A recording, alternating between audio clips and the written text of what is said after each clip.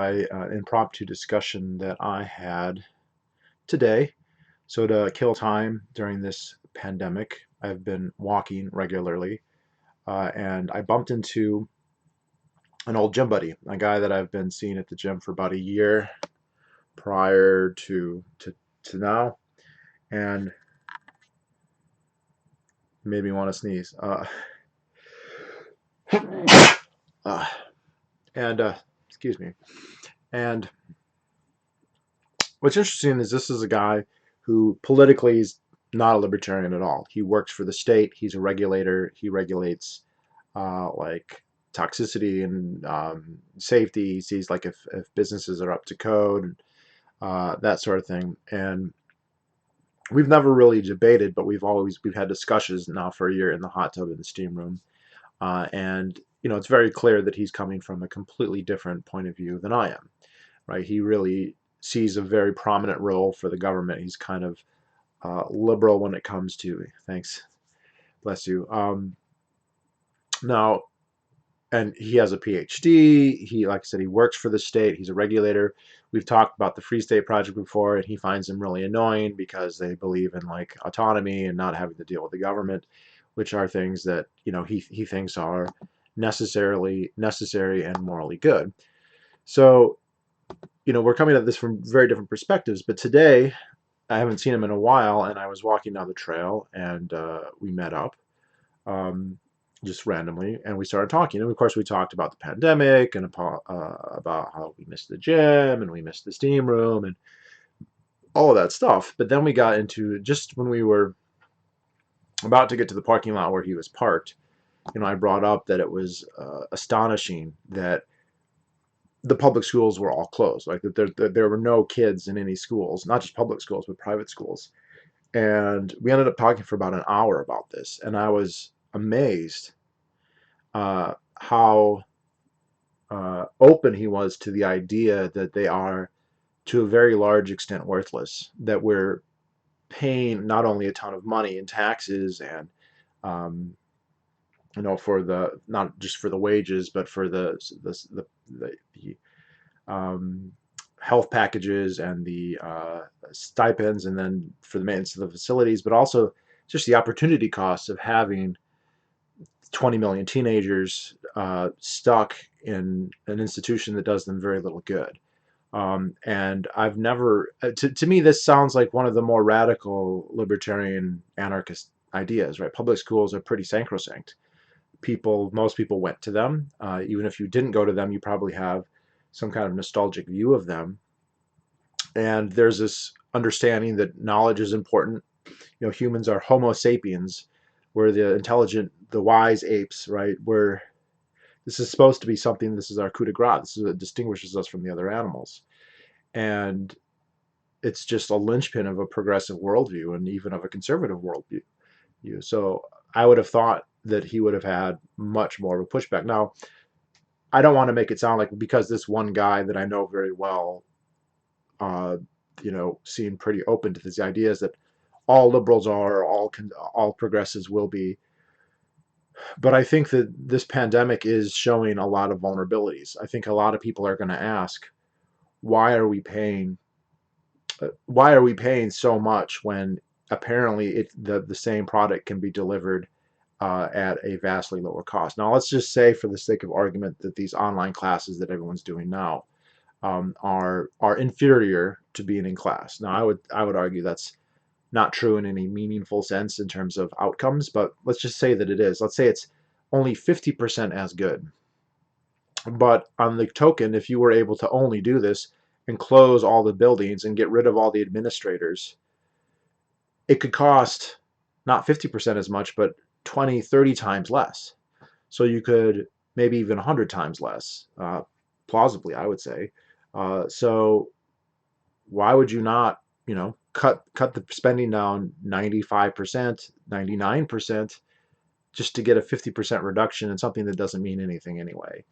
And I fully acknowledge that not everybody's going to think that or want to think that, but I think a lot of people are going to start asking that question. So a lot of people on the margins are going to wonder, well, wait a second.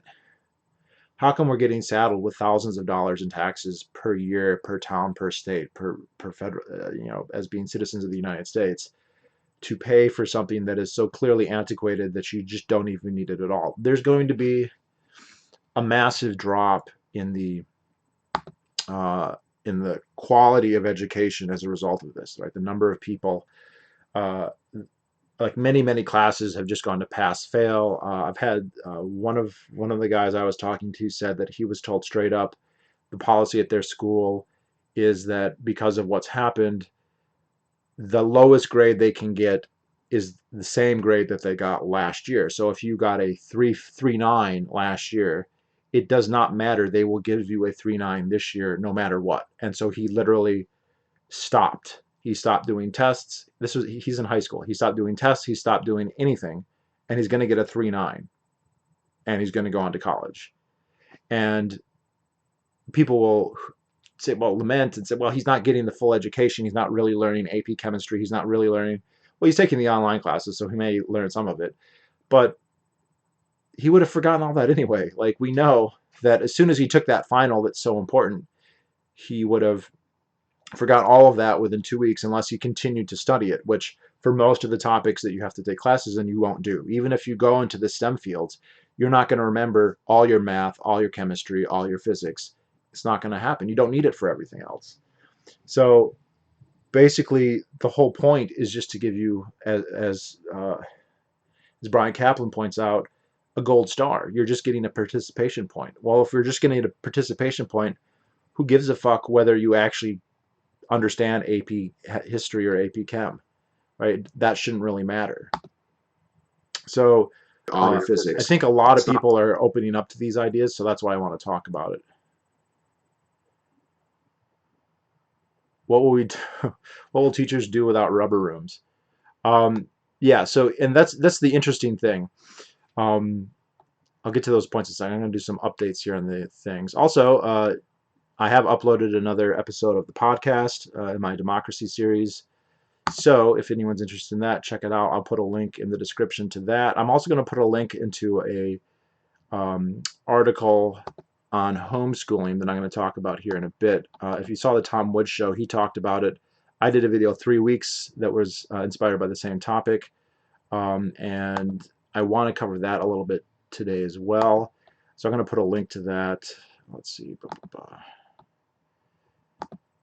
This part's always hard. It's difficult to multitask. It's going to be a pretty open episode today. If people want, I think the main topic should be public schools, reasons why we should maybe just not open them. I understand that's very unlikely going to happen, not going to happen, but I think that this is the time to have the conversation. Let's see. Homeschooling.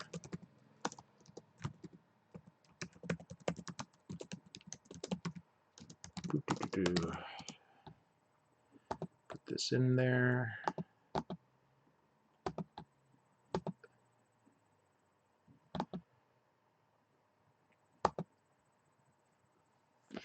Save.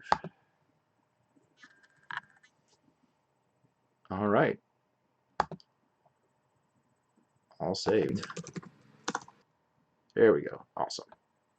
Boom. So if you look in the, if you update the video, you'll be able to see link to the podcast. Again, that's all free. And I'm doing that pretty regularly now since I have so much more time. And put a link in there to an article I'm going to discuss in a bit. So teachers are useless. So everybody, well, if you're like me, you have nostalgic memories about some of your teachers. I had some teachers who were very passionate, right? Who really cared about the subject that they were teaching, and they really cared about teaching the students. And they worked very long hours, and they ruined their home lives. And I'm thinking now in particular of my 2 band directors. They were there every day before school. They were there for many hours after school. They would put in tons of time after school to do study. They really cared about it. But the thing is, they didn't get rewarded any more than the teachers who were just punching in a time card and marking time until they could go on to retirement. The other thing is, I loved music and I loved banned, but how valuable were those things in any kind of objective, measurable sense? They weren't. I mean, I definitely learned some skills there, and I think learning an instrument is a rewarding experience for lots of reasons, but the cost-benefit analysis, I can't make one, even being somebody who's super passionate about it. In fact, I was so passionate about it that I ended up wasting money because of it. You know, I got a degree in music, and if I had never been in band, I probably would be financially better off than if I had. You know, and I'm immensely grateful for the efforts they put in, and they inspired me in so many ways, and they affected my aesthetic, like the type of music that I like and that I listen to was affected by these people. But you shouldn't let that cloud the fact that most of your teachers weren't like that.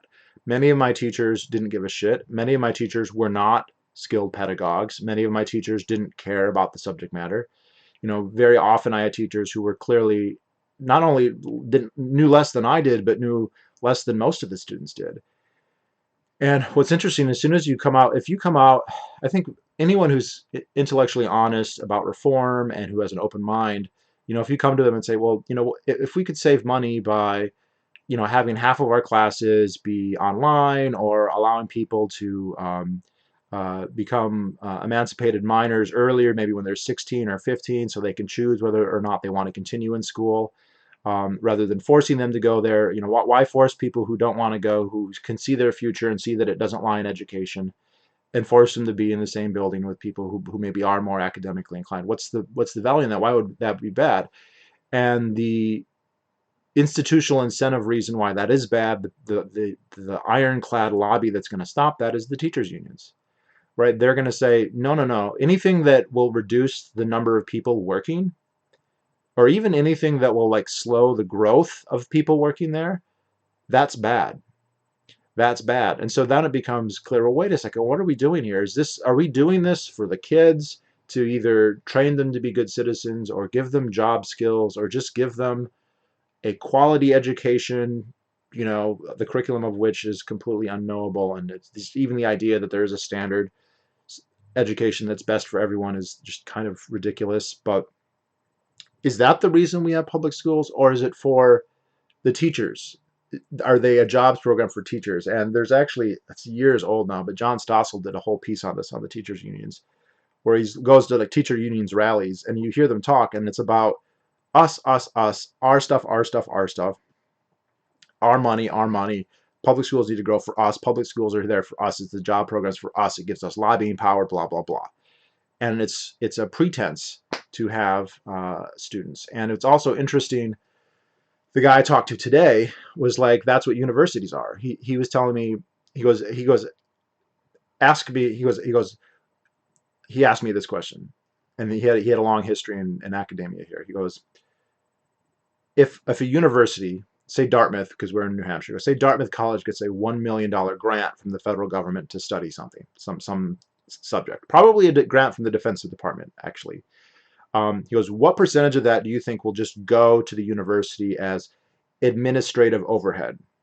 Now, me being the cynical libertarian, I said 65%. He goes, well, you're a libertarian, you overestimate it. It's only 54%.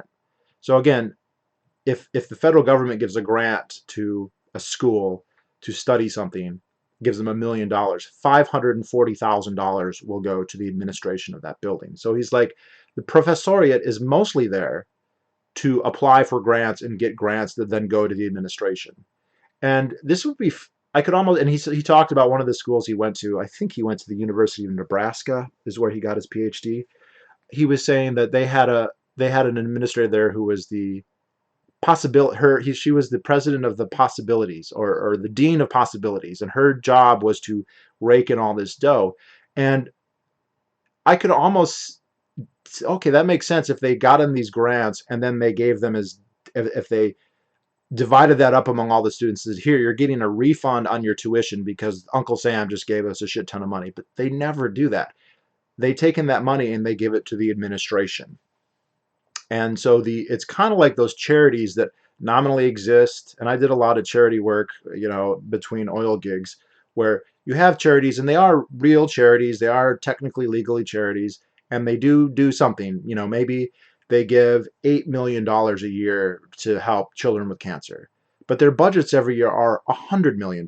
It's 8% of their budget is the actual thing.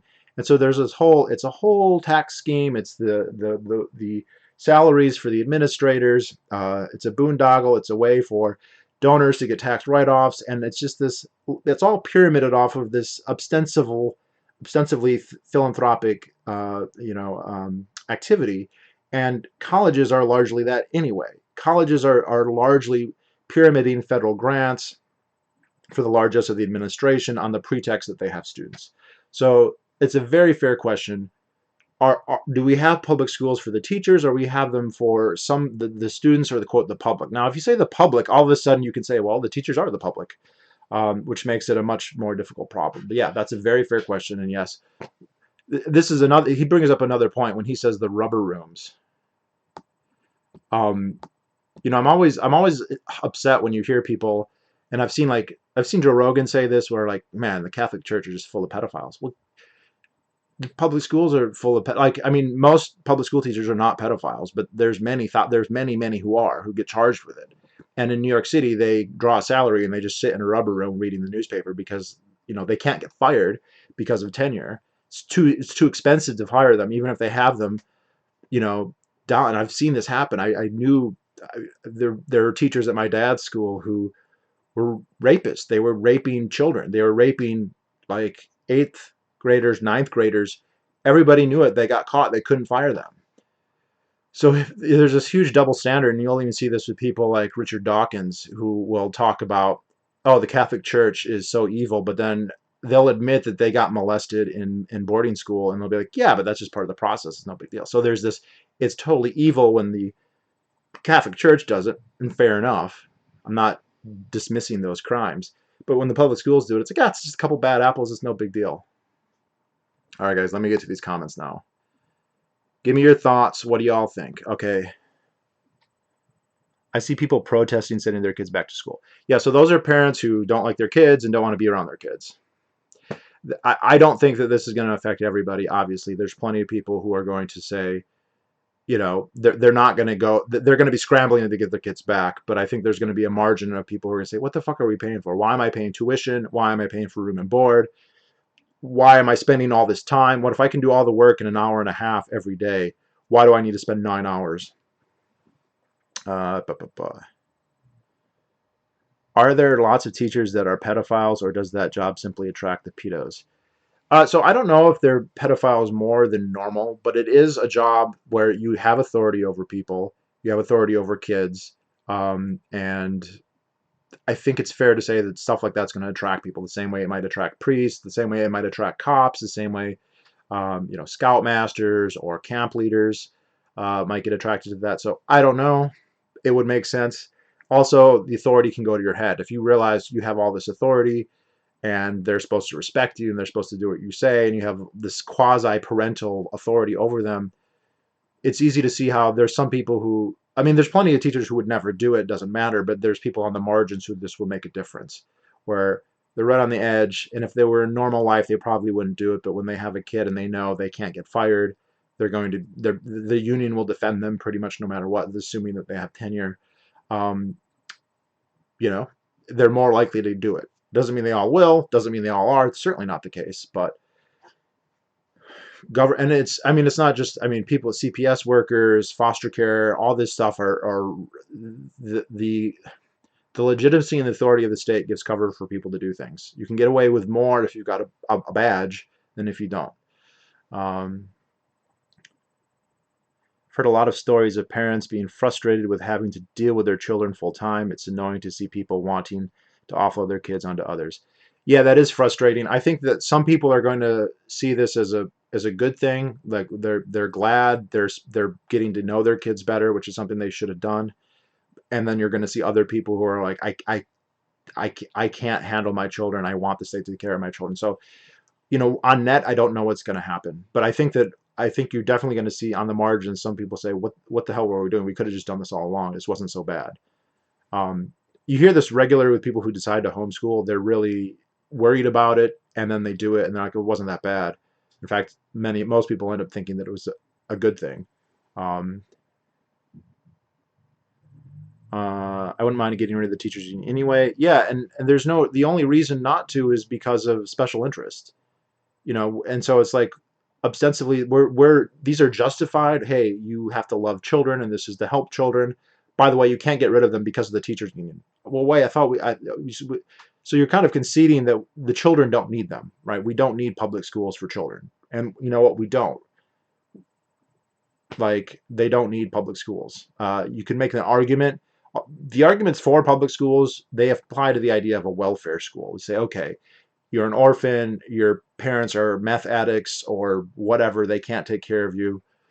They're too poor or whatever, they can't handle your education. Here's a school for the people who want to learn but can't because of the indigence of their parents. Fair enough. That's not an argument to compel everybody to go, which is what we have. I feel bad for all the high school students who won't be able to have prom because of coronavirus. Cinefan, aren't you still in high school? I swear to God, when you started watching my channel, you were like 12. Um, yeah, and what's interesting, I agree. There's this whole, like, a big part of it, a main part of it is just the tradition and doing the graduation and doing prom and baccalaureate and all that stuff. Which, by the way, it's very ceremonial and it's also very empty most of the time. Maybe I'm speaking from somebody who's been to way more graduations than most people. Because I was a musician, I had to play at graduation. So my senior year in high school was the 4th graduation I went to. And when I was in college, I did, I think, up like very close to 100 by the time I finished.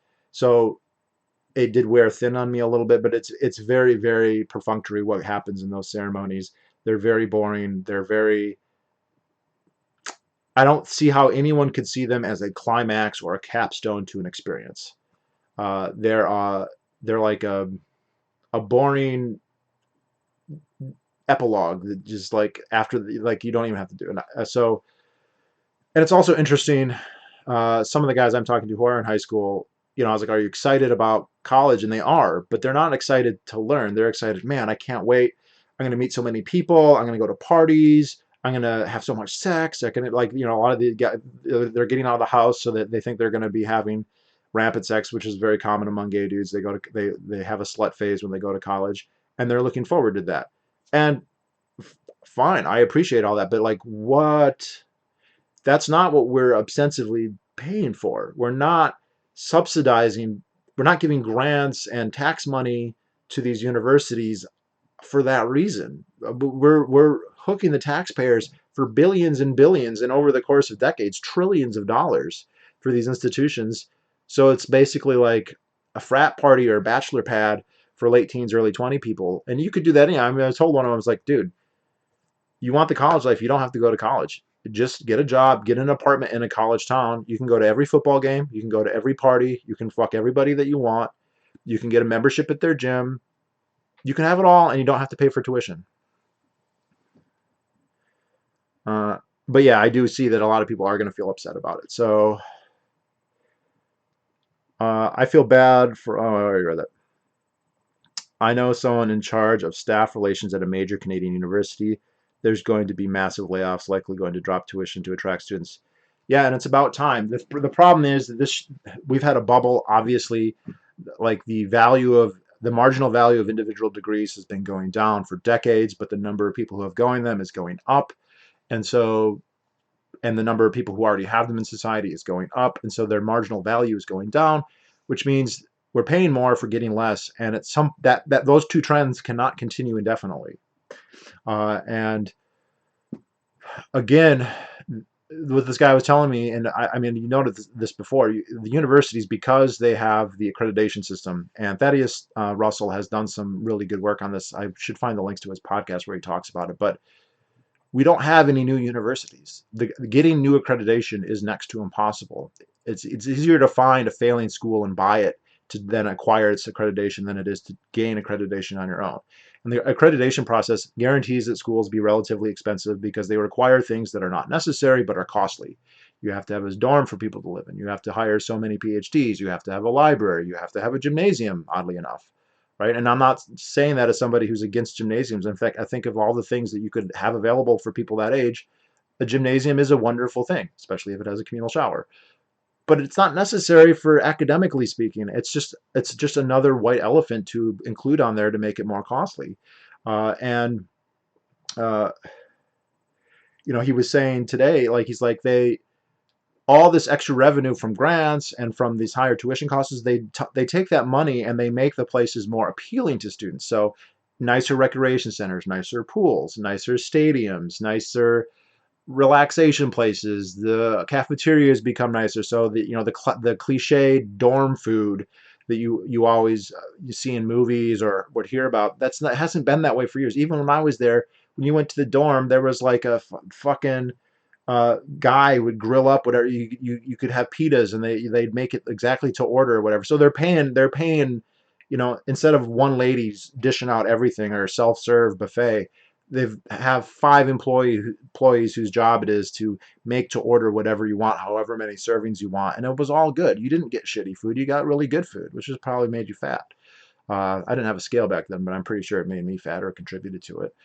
So they're doing all that to bring the students in, but none of that stuff, whatever its merit, is good for your education, right? It doesn't make you smarter. It doesn't give you more marketable skills. It's just a lure to get you in, and then your body gives them an excuse to bring in the tax money, and which would be okay if they said, here's your refund on your tuition because the school got $85 million in grants last year or whatever it is.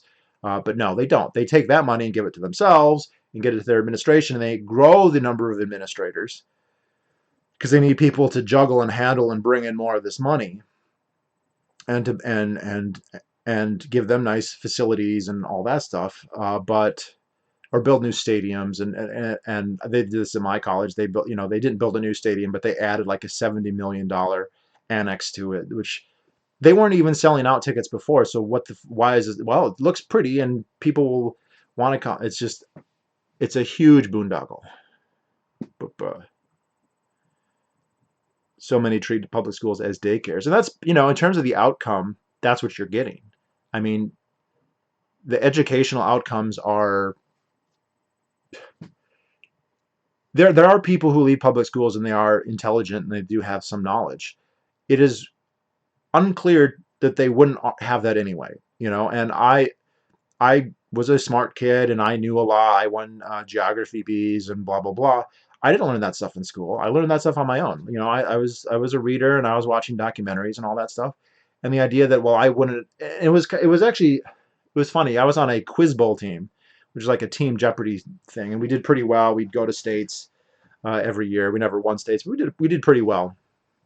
And when we would do well, we would get asked to come to the school board meeting, and they would, it's funny. I'm just remembering this now. This is just perfect. And there were 4 people on the team who did all the answers, and every one of us was an autodidact. Every one of us had learned a ton on our own through our own interests, right? So I was the history buff and the geography buff, but we had another guy who was into math, and these people did all this stuff on their own. And we went to the school board meeting, and we thought we were just going to get honored. Congratulations, you guys did a good job. And the school took credit. The superintendent came up and he goes, thanks to this and this program. And it wasn't the program that, paid our Quiz Bowl coach, who he did it for free. He got $40 to buy us buzzers. That was it. It wasn't that program, which would have made sense. It was some, I forget, I don't remember the name, but, some initiative of blue ribbon excellence for academics that we never even heard of. But I did this. I had this program, and now these kids are smart. And I remember being insulted because, I go home and read the almanac. Thank you very much. I asked my parents for maps, and they obliged because they were supportive parents. And I had 23 maps hanging up in my room as a kid, starting by 5th grade. So I knew every country in Africa. I knew every country in Asia. I knew all their capitals. I knew the rivers, all that shit. More than I know it now, to be honest. That wasn't because of their blue ribbon excellence academic program.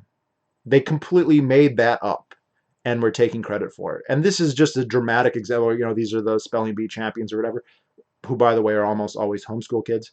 But they're going to take credit for that. I think that in general, when they say, well, the literacy rate is this, If there weren't public schools, it would probably be the same or higher. Like nobody. It's not just the advanced kids. It's even the normal kids are picking up what they need to know outside of school, but they will take credit for every single piece. They will make up credit. They will make up metrics to give themselves credit. Uh,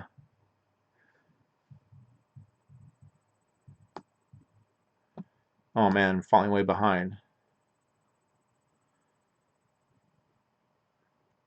Oh, whoa, way, way behind.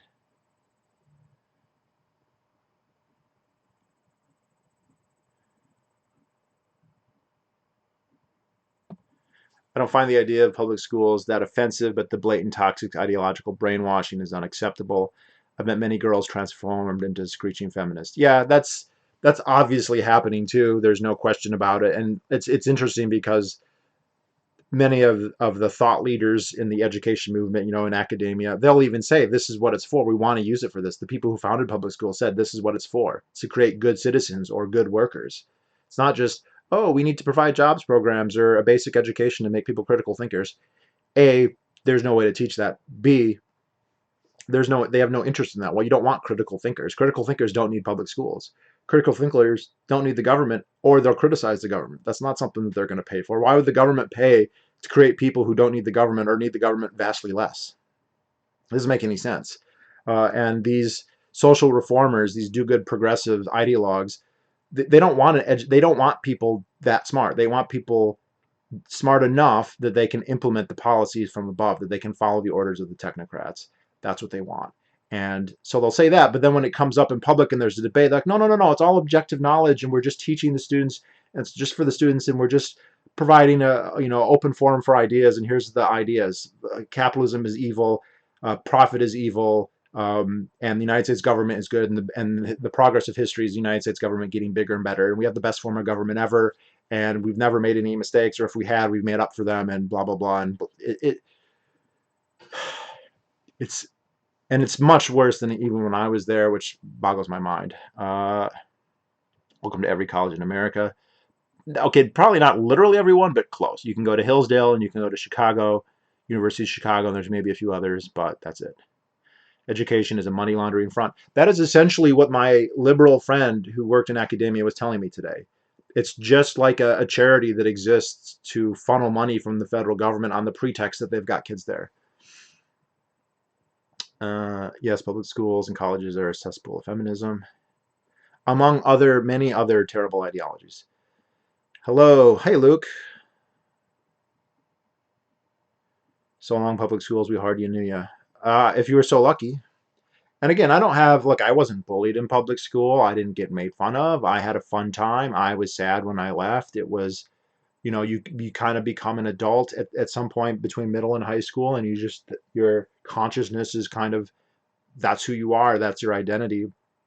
And I felt many years, and I still feel some nostalgia for that whole thing. But that's, by virtue of who I was. If I had grown up in a fucking prisoner of war camp, Empire of the Sun style, I'd probably have nostalgia for that too.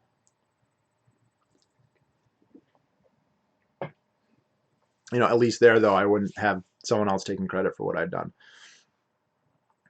Why do you think universities spend so extravagantly on amenities and mandatory dorms? Do students prefer that, or is this to do with Fed loans? Yeah, they want to draw on students, right? Which sounds like a good business plan. But they're not drawing them in with academics. They're not saying, if you come here, you will be the smartest motherfucker in the world. They're not saying, if you come here, we will give you an education that will give you marketable skills that you can use to bring home 6 figures your very first year out. The most elite schools, the Ivy League and a few others, you're getting prestige. Okay, you're going to go to Harvard and Dartmouth. The education may or may not be better than other schools. It depends on what you study. There's programs at Harvard that are no different than the programs you could get anywhere else. And there are some that maybe are better than the average, but they're not necessarily the best either. But the number one thing you're getting at Harvard or Dartmouth or Yale or Brown is prestige and status. That's what you're getting from those.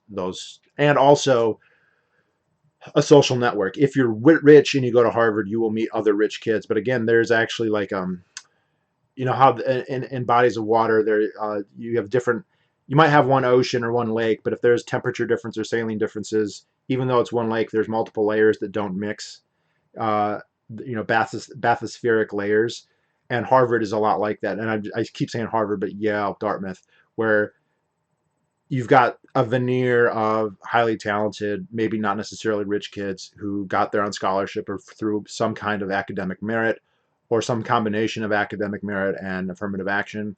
And they're coming in there, oh, look at, and they want to get jobs and they want to get education, right? They're looking to get a job. Then you have most of the school, which are legacy, which are wealthy, and these people are there because it's just a right to them. Their parents went; they want to go. It's just like a normal thing. The way the rest of us would, the average person, maybe you want to play football, and you just realize if you go to your high school, you'll be on the varsity team. Your sophomore or junior year. Pretty much guaranteed. Very few schools are so competitive that you couldn't hope to make it. And it's kind of similar if your parents went to Harvard and your grandparents went to Harvard, and you're going to whatever Oyster Bay Prep or Groton or Exeter or Andover or St. Paul's School, then you're going to go to Harvard too, and it's just kind of taken for granted. And they have some standards, so I mean, it depends how rich your parents are. If they're rich enough, the standards will go lower. But even if you're wealthy, they do have some standards, and you have to like not be an idiot, but you also don't have to be a prodigy genius, either. And you can go there to socialize. But for everybody else, yes, they're bringing in. Sorry, that went way tangent off your question, but the point is that uh, those gyms, those pools, those rec centers, those unions, those food courts, the nicer dorms, even the things like that I am against, like the privacy, right? The fact that they shift from communal to stalls, that's because students want that, sadly enough. But that's that they want to have all the luxuries, and for many people, the luxury means you never shower with anyone else. You have your own stall, and you have your own changing area, and you have nice food, and they want that to bring students in. But again, they're baiting them with the stuff that who gives a fuck? Why are we paying more so the students can have better food but not a better education? I thought the whole point was for education. And shouldn't they be telling kids, come to this school because you'll learn, whatever it is, we've got a good thing and we can guarantee you get a good job or whatever. You learn the skills that will allow you to get a good job. And yeah, it's kind of in there, but the brochure and the tours, rec center, gym, the tailgating, that's a big part of it. The athletics that you can watch, even though most of you won't take part. But yeah, that's it. And each one of those kids represents money from the federal government.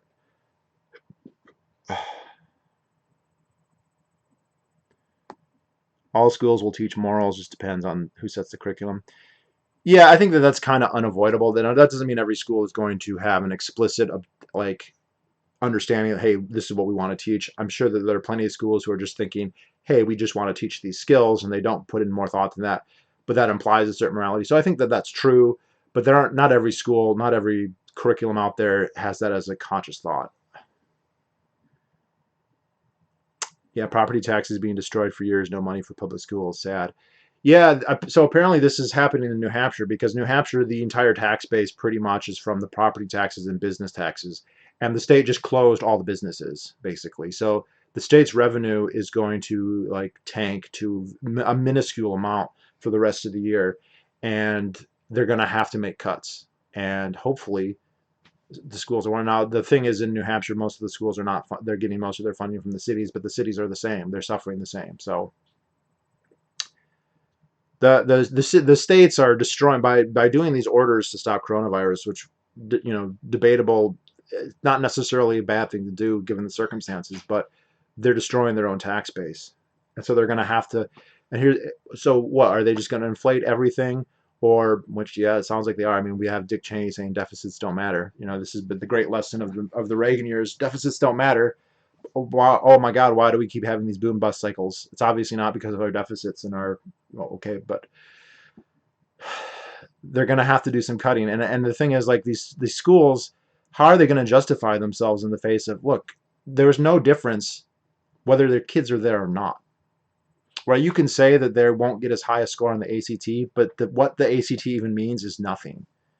Right, those are rubrics that the schools themselves developed. If the federal government and the state government are going to give your school money, millions or billions of dollars in the aggregate, they have to have some kind of accountability, not to their taxpayers or their customers, but to the technocratic bureaucrats that run it. They have to have something. So that's what standardized testing is for. Standardized testing is not to look at the students and go, oh, Timmy, look, you got an 85%. We're going to teach you more on that. You did bad on algebra, so we're going to give you a designated algebra curriculum to bring up your algebra scores or whatever. No, that's not what it's for the schools to say, oh, we're doing good or we're doing bad. That's what it is. I'm 23 old and slightly restoring. Okay, well, you don't want to just slightly restore. You want to fully restore. Okay. Bro, I can do my job in an hour and a half most days. Most jobs are busy work. Frankly, most people don't do anything of value. Yeah, I don't know how general you want to make that. It is true that most people, I mean, most jobs don't require a ton of effort most of the time or all the time. So if you're not an engineer or a politician, yes, you're basically a filler in society. Okay, I think that's a little unfair. How many people have you seen questioning full-time public schools length? I haven't at all, actually. I feel, I mean, look, no, I'm not seeing people in the streets. There's not people out there, protesting the public schools at this point. But I think a lot of people are going to have to ask questions, and they are asking questions. And I'm asking people, everybody I talk to who is a student in college or high school, I'm like, why? What the fuck? Why are you paying for your tuition? Why are you paying room and board? Why are you paying for a meal plan when all this can happen online? Even if the quality isn't as good, it's just a gold star anyway. So who gives a fuck if it's just a gold star for a lab that you do or a lab that you just do online?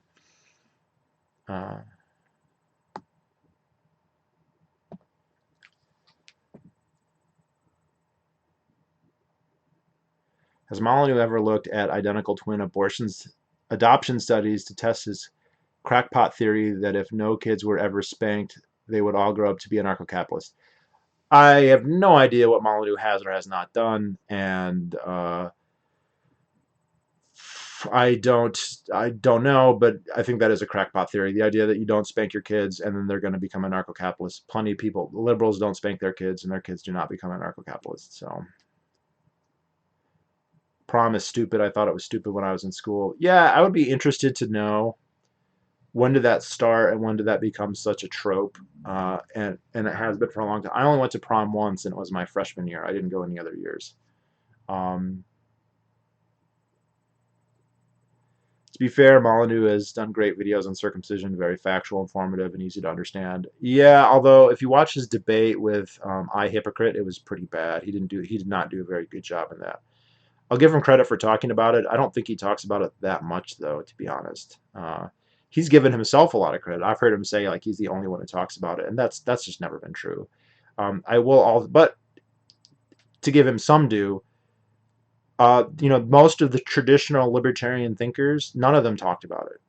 Or if they did, they excused parental rights. So people like Rothbard, it's very interesting. Rothbard, who thinks that you have zero obligations to your children, but then you have 100% authority to do what you want. So you don't owe your kids anything, and you can abort them or get rid of them or whatever. But you also have the right to circumcise them. It doesn't make any sense. So, but Mises, Rand, Hayek, Friedman, they never talked about it. And even, you can watch, I've been watching Mises Institute lectures forever. I've never heard them talk about it. Fee lectures, I've never heard them talk about it. Cato, I've never heard them talk about it. Reason, I've never heard them talk about it. And I actually know, I mean, I've hooked up with, I'm friends with the cameraman who does all the Reason TV videos. If you've ever seen a Reason TV video, he's the guy with the camera. And he's into foreskin restoration and he's anti-circumcision. He said he has brought this up to Nick Gillespie numerous times, and Gillespie just looks at him like, "Why? This is so stupid. Why are you bothering me with this? This is not a problem." And Gillespie has sons that presumably he had circumcised, and so you don't want to tell him, "Hey, maybe this was a rights violation, and perhaps even a pretty serious one." Nope, don't want to. It's your tradition, so it is interesting because I think most libertarians are very open to this idea. When I talk about this on my channel, most of the libertarians on my channel who hadn't thought about it reacted like, yeah, that makes perfect sense to me. That makes a good argument. And tactivism makes sense. Circumcising your kids, probably a rights violation. They're very, very receptive. More so probably than any other demographic that you can go after. And yet it is true, you don't see a lot of libertarian commenters talk about it. So I will concede that Mullen does it sometimes. He doesn't do it in a way that I would like. I hate his style. I don't think he does it enough, but he does do it. He is on the right side of that issue, as he is on most issues. I mean, let's be frank, Molyneux isn't wrong about most things. He's got some wacky ideas. He's a megalomaniac. He's a narcissist. He's a misogynist, probably. Probably a racist, and that term gets thrown around way too much. But fuck, it's hard not to conclude that sometimes. But he's not wrong about most things. He's right about most things. And to the extent that most libertarians don't want to talk about this, it's icky, yucky. It's funny because they will talk about like sex work. Like you can talk about prostitution, that's fine. You can talk about pornography, that's fine. And if you ask me, or gay marriage or whatever, and if you ask me, those are way more like touchy ethically. I mean, I even when I agree on the libertine perspective on those things, I feel like those are more touchy subjects than for circumcision is, and yet they don't want to talk about it. Like he was told me he's gone after Nick Gillespie repeatedly, and he's like, nah, I don't give a fuck about this. The only maybe exception here would be like Penn and Teller. They did their great episode on bullshit about that. American culture at its finest. Sorry, we're getting into a circumcision rant here. The closeted in high school, coming out, and then full-grown gay in college is so common it needs to stop. Yeah, and we're at this stage. I think it's necessary. I don't want to say it's necessary. We don't need this to happen, but it's understandable that there'll be this stage of, it was shunned and it was bad, and now it's getting glorified. Almost to the point where, oh, you've got to be the homecoming queen, or you have to be the homecoming king because you're gay, and that'll hopefully get played out, and will get just kind of normalized, and people don't give a shit, and you're not gonna get a special star because you're gay. It's not the same. It's not the 1950s or the 1960s or the 1970s or the 1990s. People come out as gay in their teenagers, and nothing bad happens. And I don't think that they're not. You don't want to play up the victim card. Yes, you might still argue with your parents. Guess what? Straight people argue with their parents too. And in some ways, and it's actually, if you ever watch the HBO show Looking, there's actually a one of the more interesting parts of that, and that is actually a good show. Um, One of the gay characters is talking to his sister, and she says, it's no fair. Like, you are allowed to do so much stuff. It's considered okay. You can have sex with as many people as you want, and nobody will call you a whore, and no one will call you a slut, and there's no pressure on you to have a family or to succeed with having kids. There's none. You can just live a life of hedonistic pleasure as much as you want, and it will be celebrated. And I have the duty to have a family and have kids, and I can't sleep around, and I can't, and so like that's fair. I think that's fair, and I think that we will go through this stage where we'll get over it, and hopefully soon, or we'll just abolish public schools and we won't have problems anymore. That would also be nice.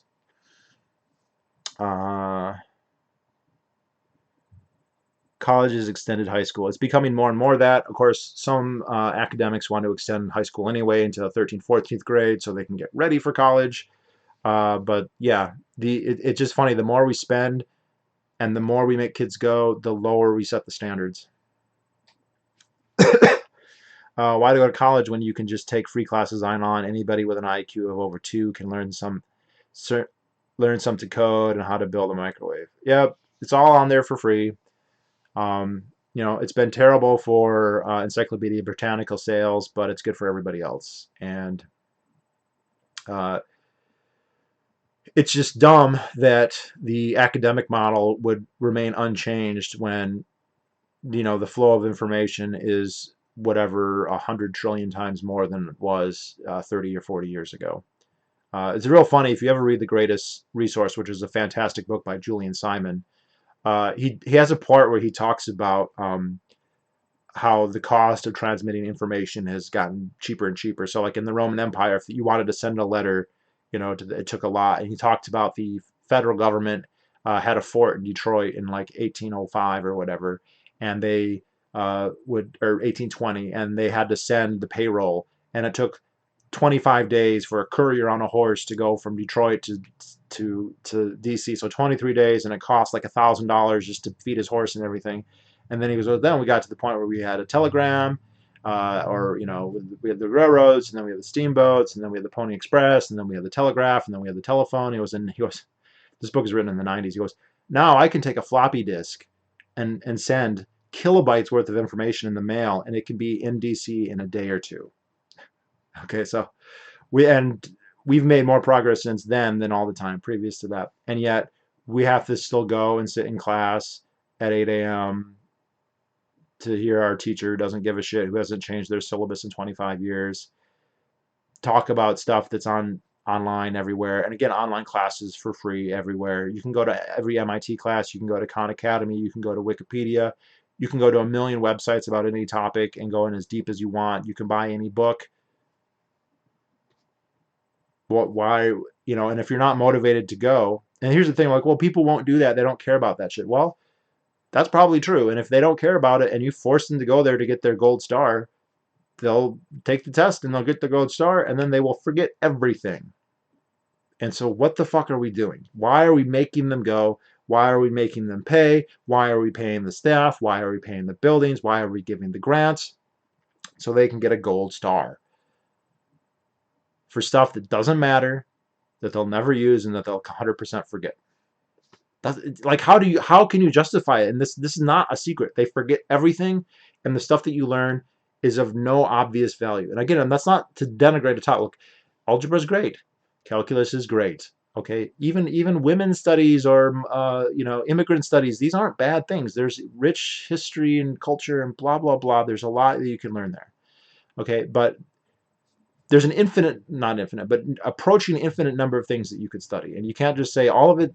It could potentially be valuable, so it should be in the curriculum that everyone has to take, or even a particular person has to take, and that's not the case.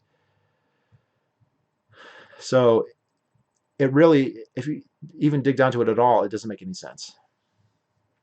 Hi, everyone just joined. Hey, Dread Pirate Alex, good to see you. Is he talking about University of Michigan? I don't know who we're asking about. I learned more about electrical engineering in my job in 6 months than I did in 4 years to get my bachelor's degree. Yeah, it was interesting. So the guy that I talked to today, who again, he's got a PhD, I think in biochemistry, he did not go to college right away. After he graduated high school, he spent 3 years and he started just doing work in the pharmacy department of a hospital. And he said when he graduated high school, his advisor or whatever wrote in his records that he should never do math or science because he would never do well in it. And he started doing an apprenticeship, a job/apprenticeship at this place. And one of the guys who worked there said, "Hey, you have an aptitude to this. You could really go far. You should get a degree in biological chemistry or something." And so he did, and that's what he did. So, the schools are not teaching him anything, B, telling him he's an idiot, and they're also. And I said, you did that internship starting after you graduated high school when you were 18. Well, what the fuck? You could have started that when you were 16 or 15 or 14. You could have had that. You could have already had, before you graduated high school, you could have already had 3 years of experience in the field and then gone to college and got higher education. Or if there weren't licensure laws, you probably could have just never gone to college. You could have just studied there. And when I said, look, you go, and yeah, they're not going to hand you a scalpel and say, do brain surgery the first day you walk in there. Well, yeah, come in, work, be an assistant, and after a couple years, and they know that you're trustworthy, they start coming you into the operations and showing you what to do. After 10 years, you've done all kinds of stuff. You've been in the area. You know what it's like. You've developed what. I'm just talking about being a doctor here, but we could be talking about any field pretty much. You figure out your rapport with patients. You get the intuitions about what's wrong with them. You've had the experience of getting diagnosed and doing the surgeries, and you're going to have that education is going to be so much more valuable than you have to go to college and spend 2 years doing gen eds and learn about Syrian immigrants to the United States and the patriarchy, and you have to take American thought and language where you have to read, and even stuff that's not bad. I mean, I had to read My Bondage, My Freedom by Frederick Douglass. That's a great book. Frederick Douglass is a great guy. Don't think you fucking have to read that to be a surgeon. Hello. Hey, Glenn. Length, if you don't mind my asking, how old are you? Were your first videos you made here during your college years? No, so I am 37. I'm 37 years old, and I made my first video. I was 29, and so I was like 4 or 5 years out of college when I made my first video. So I think the first video was uploaded in February or March of 2011. I graduated college in 2008. It took me 6 years to finish college because I didn't always get good grades, and also because I did not want to take out student loans for the last couple of years, so I reduced my credit hours to something that I could afford on a Burger King salary. So there you go. I don't mind you asking that question. Speaking of nostalgia, Soviet nostalgia is so real, and so many people I know want to be like Soviet times. Where do you live? Oh, you live in Latvia. Okay. In Latvia, are these Russian Latvians or are these Latvian Latvians? I'd be interested to hear that. Is the ACT like the SAT? Sounds like BS. Yeah, they are like the SAT and the ACT. Two standardized tests. So we don't have like a national federal policy on this. So there's not one test that everyone in America takes. Most states also have their own tests. So I grew up in Michigan. So in elementary school and middle school, we took the MEAP, the Michigan Educational Assessment Program. And again, this is just to generate statistics for the education bureaucracy, right? When you took your MEAP test, they didn't come and say, "Oh, listen, hey, we saw that you're not really good at trigonometry. We're going to help you with that." No, it was just so they could. We're a blue ribbon school. Keep giving us money because look, our kids got good grades on the test that we teach them to, and they would teach us to. It's like I remember for the MEAP, we had practice MEAP tests, and we would spend weeks, learning how to take this test. And there's the old adage, you don't fatten the pig by weighing it. Taking tests does not make you smarter. Now, that doesn't mean tests never have any place. I'm sure there are places where tests are appropriate, but they've been inserted for bureaucratic reasons in the education system. The bureaucracy has to justify the money that it spends, not to the consumers, not to the taxpayers, to the internal bureaucracy. They have to have some kind of assessment, and then they can all take, oh, look, the ACT scores are up. Get the fuck, ACT scores don't mean anything.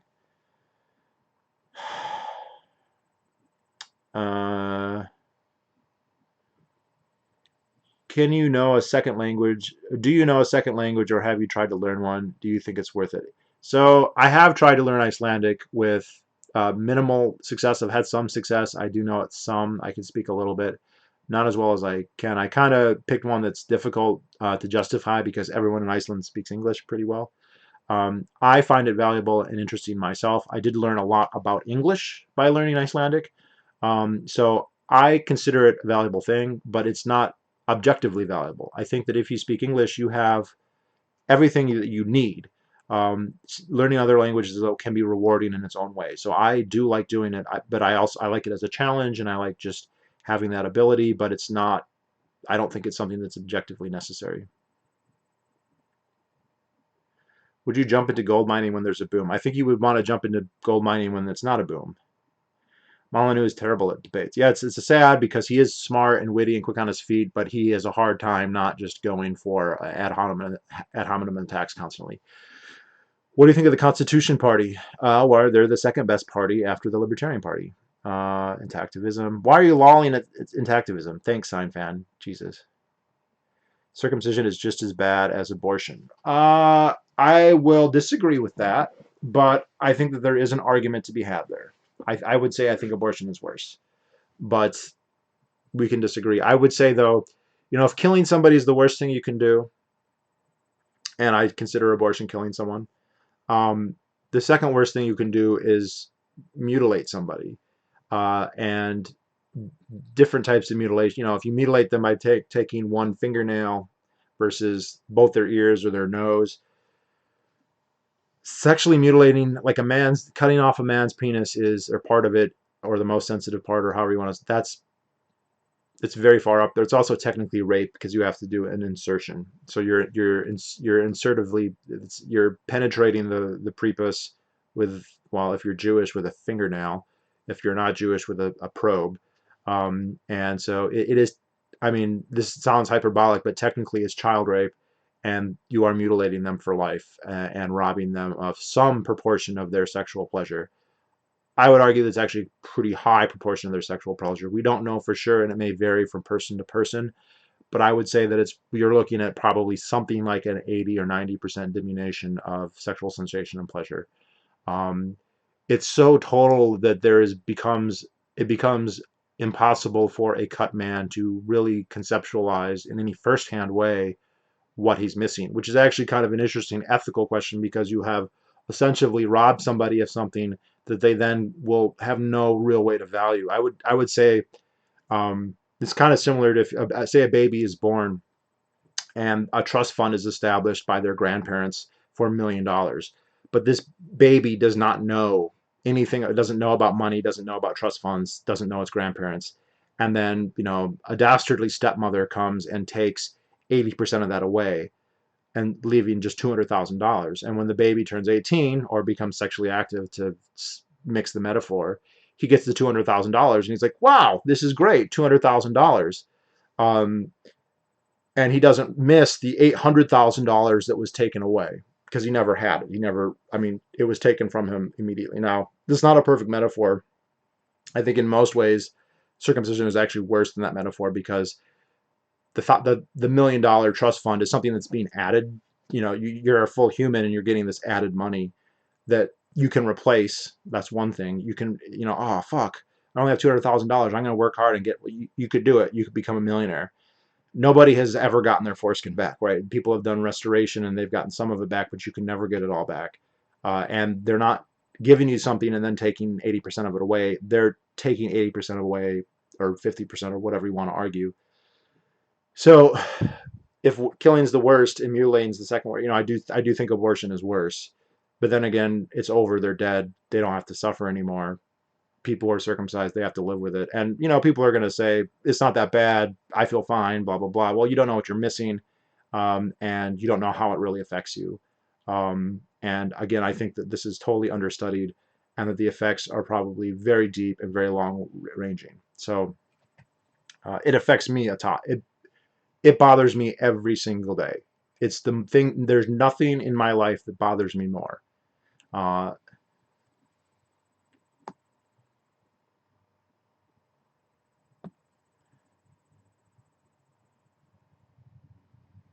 it would be pretty dope to see a decentralized market anarchy in education. Yes, I think that would be pretty dope. To beat his horse. Lol. Who said that? Wait, did you just say a floppy disk? Well, I'm quoting the Ultimate Resource by Julian Simon, which I think was published in like '99. Uh, did you ever have to take a state mandated exam for public school? Yeah, I had to take a test called the MEAP, Michigan Educational Association test, or assessment test. I think every year, starting in like maybe second or third grade until middle school. And I don't remember if we had a state test in middle school, but then in high school you had the ACT and the SAT. I don't remember if I think I took the ACT. I don't know if I ever took the SAT.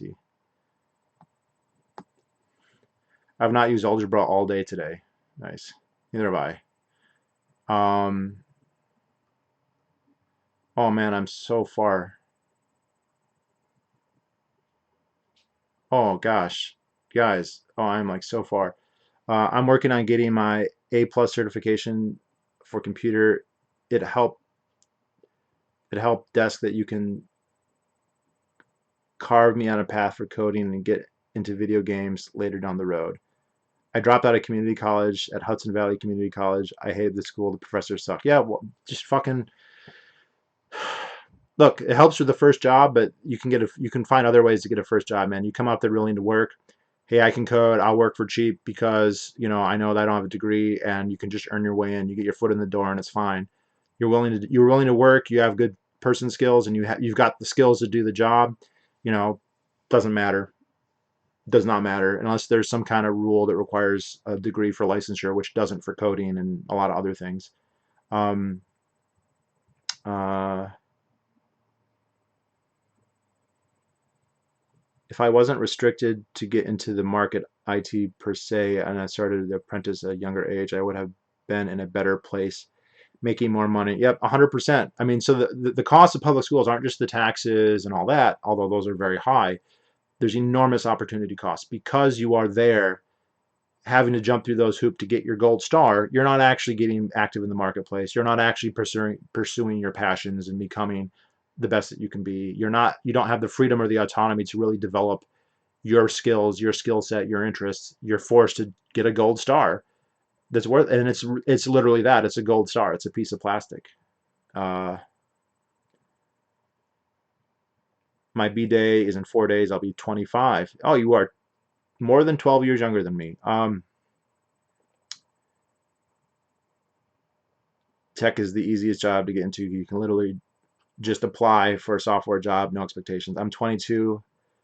I just start to feel old, unfortunately. Well, don't feel bad. I'm 37 and I don't really feel that old yet, so it's not the end of the world. Most states have balanced budgets in their constitution from all the states that went bankrupt in the 1840s trying to imitate the Erie Canal. Will be hilarious to watch them go broke. Maybe they'll just cut their spending that much. Happy birthday. Yeah, happy birthday, Crod7435.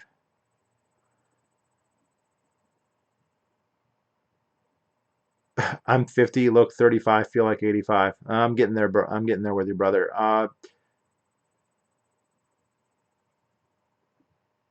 People in the old Eastern Bloc countries get nostalgic for the Soviet era the same way the Americans get nostalgic about the 1950s. It depends on the Eastern Bloc country. I don't think people in Poland feel that way, or the Czech Republic feel that way. But yeah, it's common in East Germany. It's common in the Soviet Union.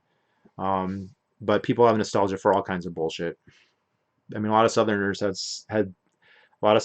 nostalgia for the South, for slavery. So, and I'm more sympathetic to the Southern cause than most people are, but slavery was fucking evil and it was a horrible system, and you really shouldn't have nostalgia for that. Now, if you want to have nostalgia for the Union, which the Union was destroyed by the Civil War, right? Because it's not a union anymore when you force people to stay in it. But yeah, it's just a psychological thing that we grow up and given certain conditions, you're just going to like what you grew up in. And this is, I think, one of the biggest things supporting public schools is so many people went there that they just have nostalgia for it. So they can't, even if they can't justify it in any sense, even if they can't make an argument as to why it's necessary or valid or worth the cost, they have nostalgia for it. So they support it. And the other thing is a government program, you don't have to positively support it. All right. It's an institution now.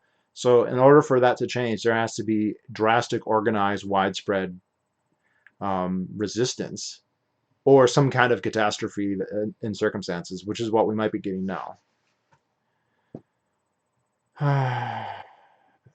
Thanks. I hope I don't have to celebrate quarantine B-days in the future. I'd rather go to the bar or restaurant and celebrate peacefully. Well, you shouldn't drink. I wish I knew Icelandic. Well, you can learn online. Most people in Latvia are mixed. That's interesting. Part Latvia, part Russian. Long live Iceland, indeed, the land of communal showers and foreskins. The great, and it's also half European, half North American, geologically speaking.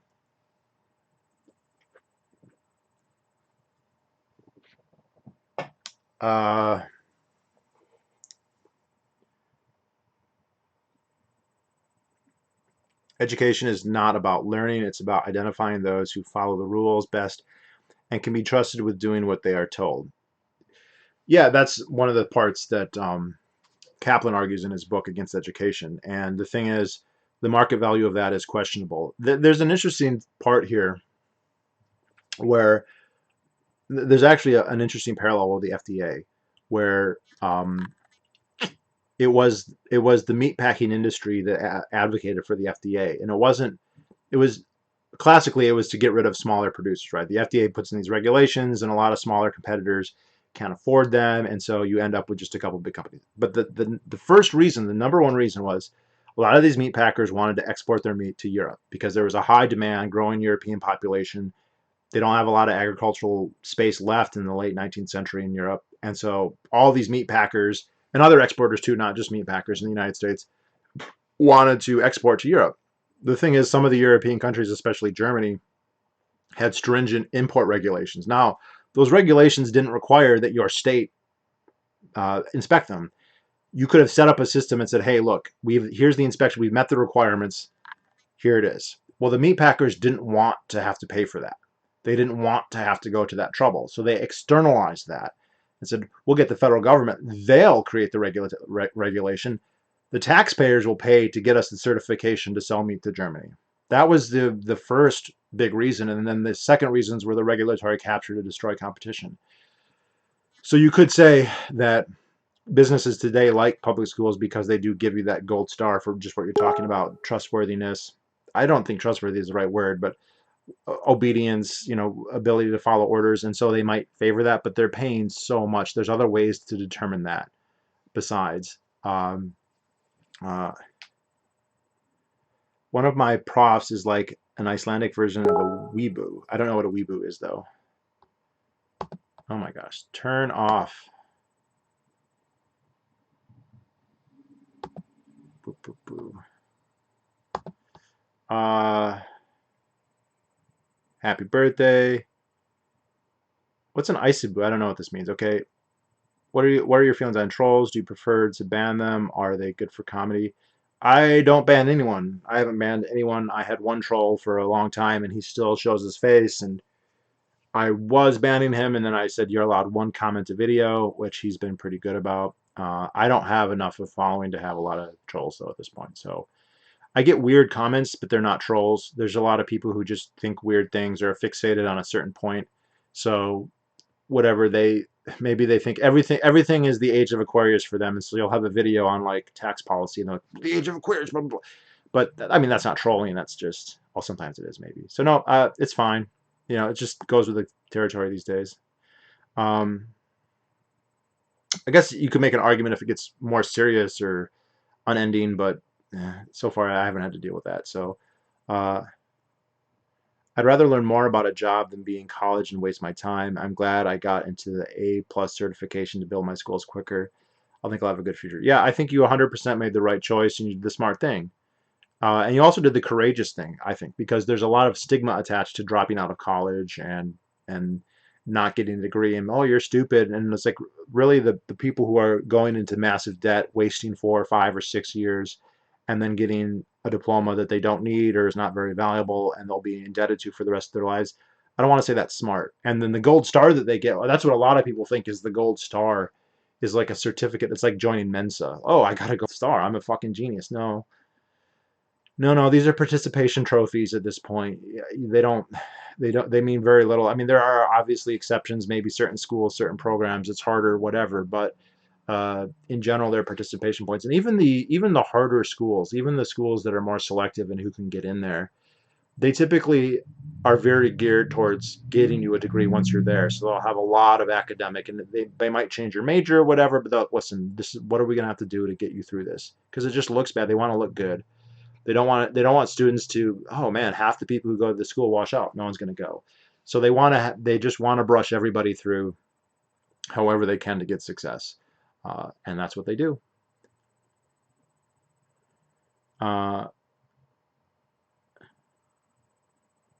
Circumcised men will never know what they're missing. I think that's basically correct. Riga Margot, why do you care? You're from Latvia. You should have all the foreskin you could possibly want. Lincoln had less than 1 year school, never went to law school, became the most prominent lawyer in New Mexico. Yeah.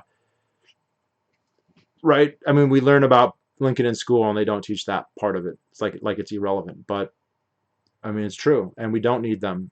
Like if you're motivated to learn, you don't need school. You just don't. Here's the other syllogistic problem with the whole situation. If you're motivated to learn, you do not need school. You will find a way. If you're not motivated to learn, it's not going to work. None of it's going to stick. It's all going to bounce off. You're not going to give a fuck, and you're wasting everybody's time, including your own. Most importantly, your own. So it's kind of like, what are we doing here? The exception here is someone who wants to learn but can't because they're super poor. Okay, great argument for welfare schools. Great argument for an option for poor people. Also, people like this, and they've done studies on this with like jobs program. Oh, what if they can't afford school? Their parents are poor. We'll have a jobs training program. And what happened is most of the people would join the program just because there's a stipend attached to it or whatever. And they would, when the program ended, that was it. They didn't move on. And there was only like, 5-10% who would use that program to then get a real job and start leapfrogging. And a lot of the assessments of these programs, and you can read a lot about this in The Tragedy of American Compassion and Losing Ground. Tragedy of American Compassion is by a guy, I think his last name is Orlasky, and Losing Ground is by Charles Murray. I don't remember which of those books talked about this, but that minority, that small percentage of impoverished people who will use the trade school or the scholarship as an advancement, the people who did the reviews of these studies, like these people were motivated. They used this to get ahead, but they would have used anything else, any chance they would have had. So it was almost questionable whether they needed it. So again, if you're smart, if your family's doing good, you're going to be fine. You don't need the public schools. If you don't have those things or you don't want those things, the public school expenditure is wasted on you. It's like making you learn opera when you hate opera. Fuck. It's just, and you could always, well, what if one guy didn't like opera and he was, what's that movie? Stand and Deliver. Is that the movie about the Latino guy who goes to teach Calc 5 at some inner city school in LA? That's what they want to show, and they've got the bad gang banging Latino student who gets a perfect score or whatever. Dude, okay, we got 20 million teenagers in any given year, and you can find a couple, boop boop boop. You can cherry pick a couple and just ignore all the ones that fuck up.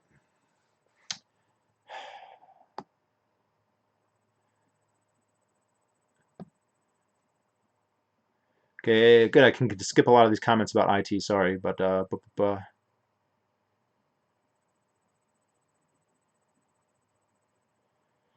had to take state tests from 3rd to 8th grade, and in 10th grade I had to take SAT at my school. Yep. Did you learn anything? Nope. I have nostalgia for being young. Well, Luke, you can live vicariously through your child. That's the whole point of being a parent. You get a second childhood to live through your kid. Just don't like live through them too vicariously because it's bad for them.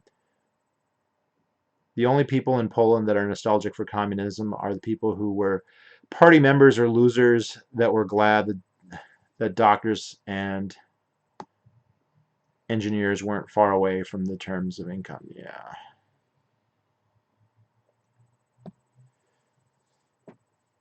Length, I was curious seeing you're in the oil industry. Say you were studying petroleum engineering in school. What part of the petroleum industry would you most want to go into? Honestly, I don't know. Um, I really don't know. It's such a diverse industry. There's so much that goes on. Yeah, I just don't know. There's kind of there's a lot of people in the field who learned in the field. They became roughnecks. That's the most common thing. You can be uneducated, become a roughneck, basically. Although there's roughnecks who actually have degrees and stuff because the pay is pretty good. And you can work up into most of the higher level positions. You can become a company man. You can become a drilling superintendent. And I've met drilling superintendents. Fuck, dude, they did not go to college. Like, they did not go to college. And the people who are formally educated, these would be like the geologists, like the high-end geologists. Most of them did not work in the oil industry. They got geology degrees. So it is there is this tension between, and it's not just the geologists, some of the engineers and whatnot, or the technicians, right? There's so much software and stuff that there's a lot of technicians involved at this point. They There's a little bit of a tension because you've got people who never really worked in the field, they never were a roughneck, which, to be fair, I was never a roughneck, but I did all my work in the field on oil rigs, you know, and I have credibility because I almost died. So anyone says anything, I'm like, well, my face burned off, so fuck you. And like, that's pretty much all it takes. But like there's a little bit of a tension, but it's also cooperative. And I do notice this where like the geologists have the expertise to figure out where to fucking drill, right? It's amazing that they can drill, and they need a lot of hard work and a lot of heavy capital equipment, but it doesn't matter if you drill in the wrong place. You have to drill where there's enough hydrocarbons to justify it, and only a lot of education and knowledge can make that possible. And so you can see that there's this tension between people who might not get along, the roughneck who quit school, who walked out of high school, even can barely read, and has been working in the oil field since he was, fucking 15, 16, it's missing 3 fingers, and now 40 years later, he's kind of a hot shot who's probably making $10,000 a day or something. And then you've got a 30-year-old who graduated from Cornell or whatever in a geology degree, who's never, he'll put on a hard hat and go visit, but he doesn't know. So it is interesting. And part of my job is I actually talk to both every day. And so it is kind of weird because they're from totally different backgrounds typically, but we're all working in the industry. So, and we're all trying to do a job and find the oil and get rich, basically.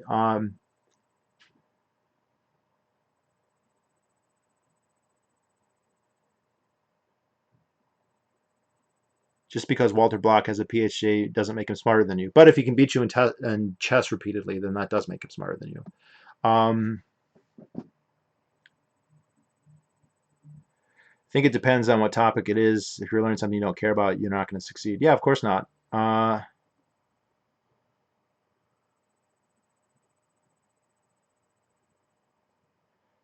remember during the election, people kept harping on Trump voters for being not college educated white men, as if that was supposed to be an insult. Yeah, it's interesting that there's this status. Oh, you're not college educated, but do they say that to like all the black people in the ghetto, right? All the get out and vote people in the urban centers who didn't finish high school, and they're like, oh, these stupid Trump voters, you don't have a college degree. Oh, come vote. People who never. It's just so stupid, and it's so elitist and smug, and it's just people are just revolting. Nobody has as much disdain for the working class as the modern left. That could very well be true, Gregory. Very well be true. I was just thinking about this today. The left hates the working class and have disdain for working class normal people. Arthur, I've noticed a lot of people on the left are very lazy and make excuses so they don't have to work. Well, I think a lot of people do that. That's not necessarily just people on the left. I do feel like a lot of them are condescending in the sense that they feel like they're too good to do certain types of work. A lot of people get degrees and they're like, oh, I don't have a job. I've never worked. This is even before coronavirus, right? So we're in a little bit different situation right now. But, oh, I haven't worked in 2 years. Why? Well, I can't find a job. Well, what about like, a regular job? Nah, see, I have a master's degree. I can't work at Burger King. I can't work at the Gap. I can't be a sales. Well, yeah, are you saying you're too educated to do a good job on an easy, like you're too good for that? Shut the fuck up. Get your fucking face out of your own ass. You're not that fucking flexible. It's not hot unless you're gay. Um, I most definitely plan on living vicariously through my offspring. All right, there you go. Um, Modern left hatred of the working class is definitely a huge shift from the previous lefts.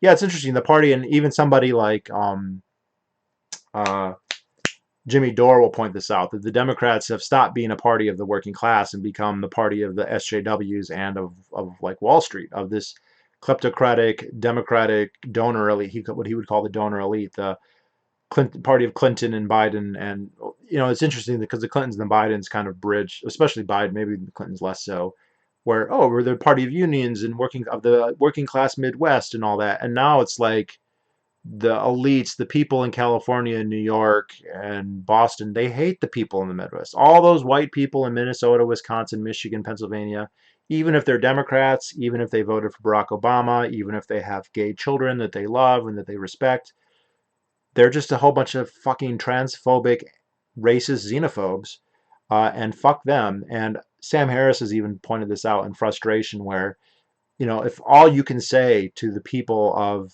the Rust Belt is you're transphobic because you will not allow, a man who transitioned a week ago to use the bathroom at Chuck E. Cheese with the little girls, what do you think? Of course they're going to vote for fucking Trump. Fuck you. It's interesting.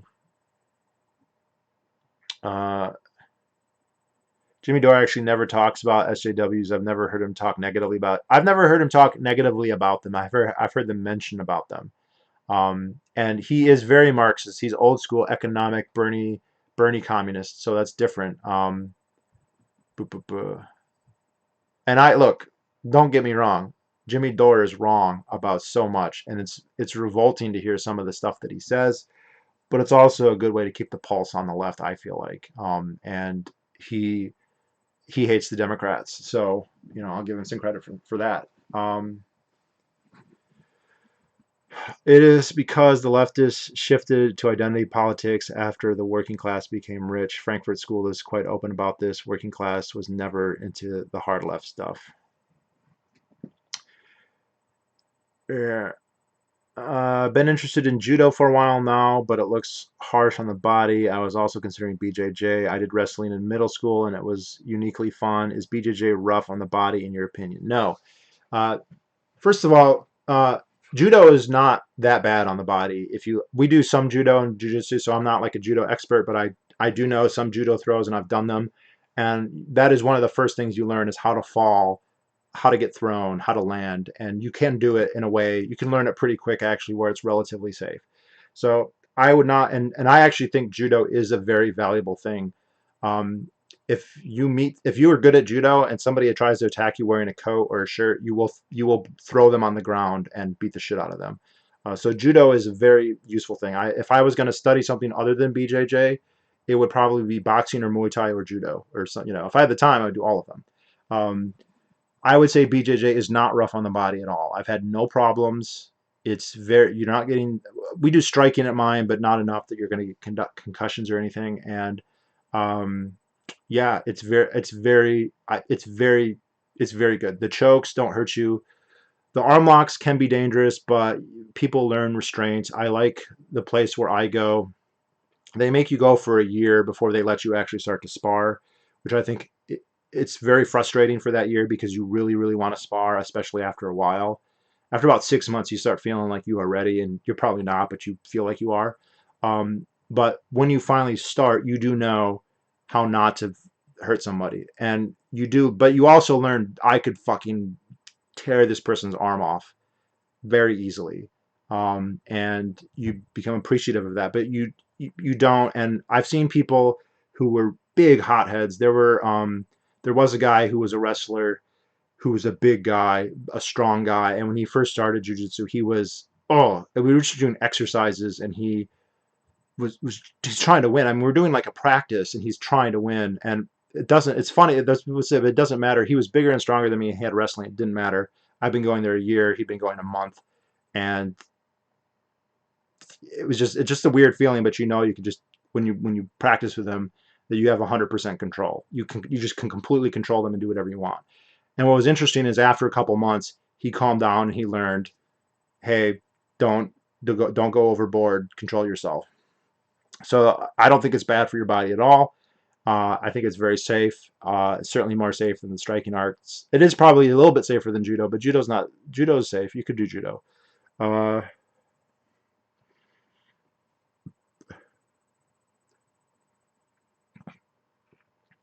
One thing that annoys me about leftists often is how they fudge results on political compass tests to argue that American political leadership is actually very right-wing. Yeah, they're all, when you were in 7th grade and you had to take the debate class and you had to develop evidence, but their idea of empiricism was to have a poll. And so you'd be debating, whether minimum wage was good, and you would ask a poll question like, do you want to be poor or do you want to be rich? And everyone would say you want to be rich, and be like, see, people are against the minimum wage. I feel like leftists just never, like, they learned how to debate in 7th grade debate class, and that's the level that they're at.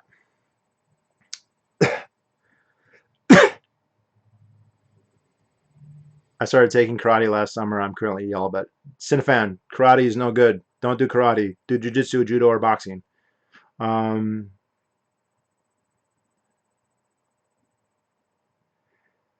they have air conditioners, cars, refrigerators. The Marxists and anarchists never predicted this was possible. Certainly rich since 1950. Luke, it's worse than that. I mean, the Marxists thought that the working class, it would get worse and worse and worse. And by 1900, a lot of Marxists realized this isn't happening. Workers in 1900 had it better than workers in 1880 or 1870. And you did actually start to get a split where you had the more moderate socialists going, hey, this isn't going to happen. And that's where you get things like the Fabian Society. So, and the thing is, when Marx said it was going to get worse for the workers, that was not his prediction. This was a necessary conclusion of his theory of history and his economics. So The fact that that didn't happen means that his theory was wrong. It's not like, oh, here's my theory, and by the way, here's my guess about what's going to happen. It's like the necessary effect of my theory is that working class will get worse and worse and worse, and that has not happened. So many of the things that were necessarily going to happen with Marxism never happened and have been proven false.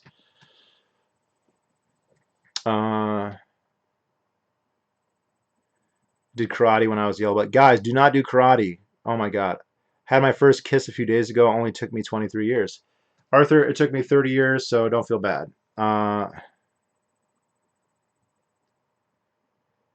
It is indeed super gross when people with fancy degrees won't take menial jobs like at Panera Breads. And just that attitude of, I'm too good for that. Well, these are the same people who are probably going to be like, I want to help the poor. And then you're like, I'm too good for them. I'm better than the poor.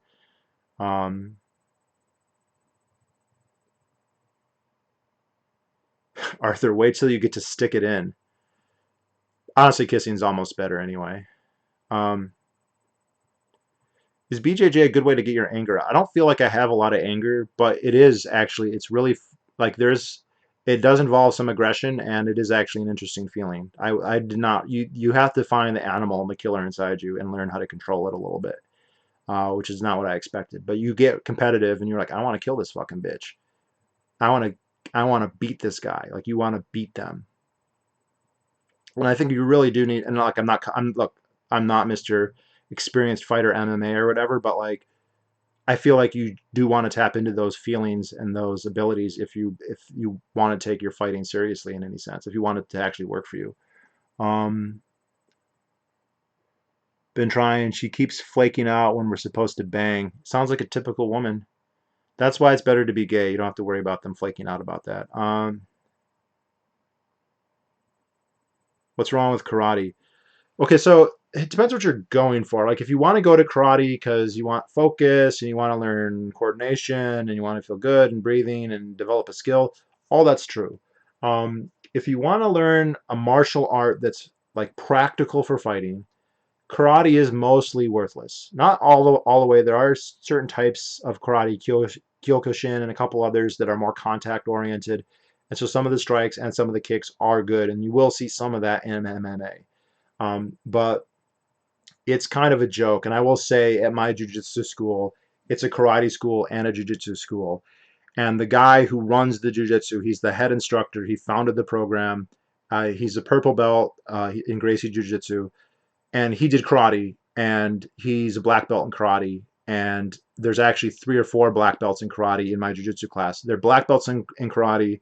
They're blue belts or purple belts in jiu-jitsu. And every single one of them, even the ones who like karate, I mean, there's some who still do it and they like karate, but they will tell you jiu-jitsu is way more effective. There is absolutely no question. Your highest level black belt karate guy will be annihilated by like a blue belt or less, a white belt. A white belt in jiu-jitsu will destroy a karate guy, unless there's a huge physical difference or whatever. And it's kind of sad, but I mean, this is an instructor, and like he owns the business, so he's not, he makes his money from selling karate to kids. But karate is for kids, karate is for fun, and something like jiu-jitsu. It's not only jiu-jitsu. You could do judo, you could do boxing, you could do Muay Thai, you could do a combination MMA gym would be probably the best all around. But they are not. There's too much in karate about kata and about form and not what's effective. Even though some of it is effective, but most of it's not. So, and I'm not the only. Look, you can find lots of people who will tell you that know more about it than me. But I know I know multiple karate black belts who also do jiu-jitsu, and every single one of them will tell you that. Like, there's just no comparison.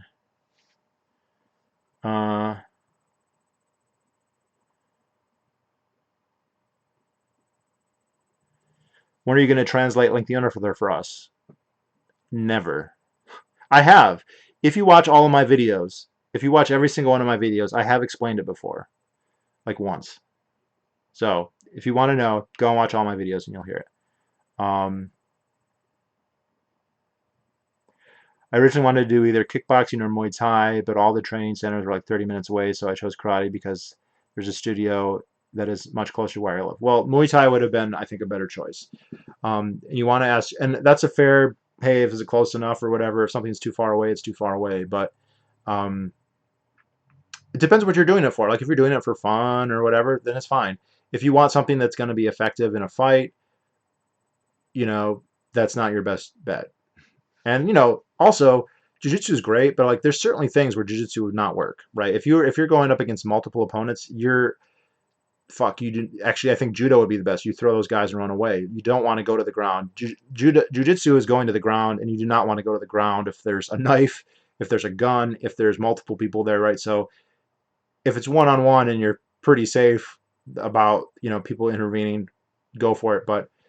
That's actually an important thing to learn, when not to, like when it's absolutely you just need to escape. I mean, we do training with knives and guns, but you just learn real quick, like this is bad business. You do not want to be involved. One of my friends is big into Muay Thai. Pretty strange. Muay Thai is great. Muay Thai is one of the best, man. Um, if I had to do one other one, I would probably do Muay Thai. If I had to do two other ones, I'd do Muay Thai and Judo. Um, by the way, I'm doing my taxes as listening to you. The state is poop. Yeah, they did an extension this year, so feel grateful. Why do you think kissing is better? Because I'm circumcised and I can't feel anything on my dick. Also, obviously, I've only ever done anal, so I've heard pussy feels pretty good when I've talked to guys who have tried both. But there's something very intimate about kissing. Like your lips, the lips are as sensitive as your foreskin should have been, just to give anyone an unnecessary amount of alliteration.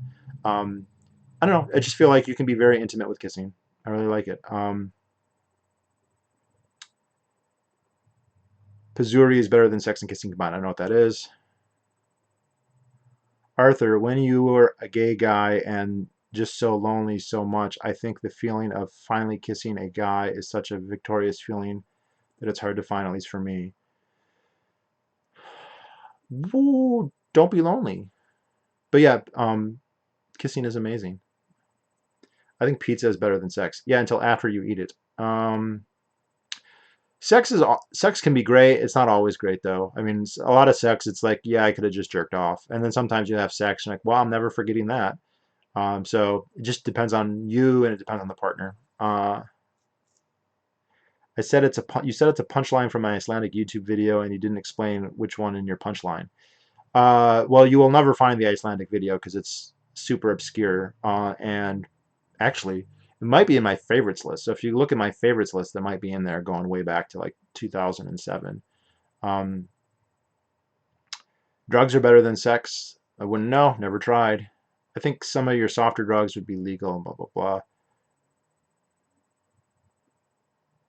What do you say about people who say that karate and kickboxing are basically the same thing? Well, if by basically you mean they involve kicking, yes, but I think that they're pretty distinct. All right, so I finally did I catch up on the comments? Okay, so back to the topic, guys. You'll see in the link to the description, I put an article by a woman named Elizabeth Bartholet. So if you listen to Tom Woods, he broke down this this Harvard professor wrote a paper for the Arizona Law Review titled "Homeschooling: Parent Rights, Absolutism versus Child Rights, Education and Protection." So I read this 3 weeks ago for the other video I did on the net called "An End to Homeschooling." And one of the things that I didn't really talk about in that video, but I thought about when I was listening to Woods' video, is that she has a standard where she says, look, homeschooling shouldn't be allowed. It's interesting. She goes, we don't know how good it is. Now, there's a lot of research about homeschooling, and all of it says that homeschooling is better than public schooling. Like academically, they do better. And she kind of acknowledges that, but then she goes, I don't trust any of this research. I think a lot of it's biased. She doesn't provide any evidence to why that would be the case. But let's just assume that she's right and it is biased research. So where's the counter research that shows that it's inferior? Is there any research that shows that it's inferior? And she doesn't cite any because there isn't any. And she kind of gives herself an out. And she's like, well, a lot of homeschooling people don't participate in studies, so we don't really know. Okay, fair point, but now you're just assuming that there must be a problem. So it's interesting. She's kind of assuming that it's a problem, but she's also admitting she has no evidence that there is a problem. But the other thing is, if you read about it, she talks about, well, in homeschooling, some students may not learn certain things, and some students might not get a good education, and some students might not pick up certain values. I'm like, bitch, you fucking whore. You fucking hypocrite whore. The the public schools don't do that. How many? I mean, she acknowledges that plenty of homeschool kids do well and can win national spelling bees and all this stuff, and get into college and blah blah blah. But plenty of people in public school don't learn those things. So and she concludes the article by basically saying homeschooling should be prescriptively banned, with maybe some highly regulated exceptions. Maybe if your child's super retarded and they can't go to school or something like that, and the parents are, have college degrees and can be safely assumed to toe the party line or whatever. Otherwise, it should be prescriptively banned. And it's interesting. Would you prescriptively ban public schools if they failed in the same way? Because they already do. We know that they do. They don't teach every single student. Lots of students go to public school and never walk away learning anything. So why, like, the double standard and the hypocrisy there is absolutely ridiculous. And you have to, when you read someone like, she's smart, she's a law professor. It's like, is she so deluded that she doesn't know that, or what is it? Because you're holding a standard. Not everyone in homeschooling will know everything. Yeah, that's true. Not everyone in public school will know everything either. So I guess they're also invalidated. I wanted to make that point before continuing. If anyone wants to read the article, go ahead. There's a link in the description. How much better has sex gotten through the restoration process? So for me personally, it got immensely better. So in my case, I could not orgasm from sex prior to restoration, and I tried and tried and tried and tried, and I could not do it. And I tried not jerking off for a month and then fucking somebody. I tried getting close through my standard. I used prone masturbation. The only way I could get off before was prone masturbation. That was literally the only way I could orgasm, was prone masturbation. I should do a whole video on this, but it's a little personal. So I could not orgasm from oral sex. I could not orgasm from penetrative sex. I could not orgasm from jerking off. I obviously couldn't orgasm from somebody else jerking me off. I started restoring, and within a few months had the first orgasm from jerking off, and then had the first orgasm from oral. Then I had the first orgasm from someone jerking me off, and then I had the first orgasm from penetrative sex. And that actually happened. That was a really good test case, because it was a guy that I had had sex with before unsuccessfully. I started restoring, had sex with him again, and was able to achieve orgasm. So placebo effects are real, and it's hard to disassociate them, but these were all things that I could not do before, that I had been trying to do for years without any success. And then I start restoring. I know I can feel more. I have more skin, so there's actual physical difference. My orgasms feel better just from jerking off. Those orgasms were far more intense than I'd ever had before. And then I'm coming from oral. I'm coming from penetrative sex. I'm coming from other people jerking me off. I'm coming in different positions. I can stand, I can sit, I can be in public or whatever, and not just a certain way. So, and I never went back to prone masturbation ever again. The first time I had an orgasm not in prone, I never went back to prone. So in my case, it was a very dramatic, very clear difference. It took a couple months, and I think most of that wasn't the restoration, it was the retaining. It was using the manhood, or even better, using retaining. If you have enough skin, I would highly recommend retaining. I think that using your skin is better than using the manhood. I still use the manhood in conjunction. The manhood's a great thing. I still use it, but like, retaining and restoration were the main things. The restoration, to have enough skin to use the skin, right? If you can use your own skin to jerk off, that is far superior than not. Even if it's just a little, that'll help. And then the retaining / manhood will increase the sensitivity on the glands, and that will make things like oral and penetrative sex feel a lot better. Yes, school should be closed forever. Okay, good. We all agree. One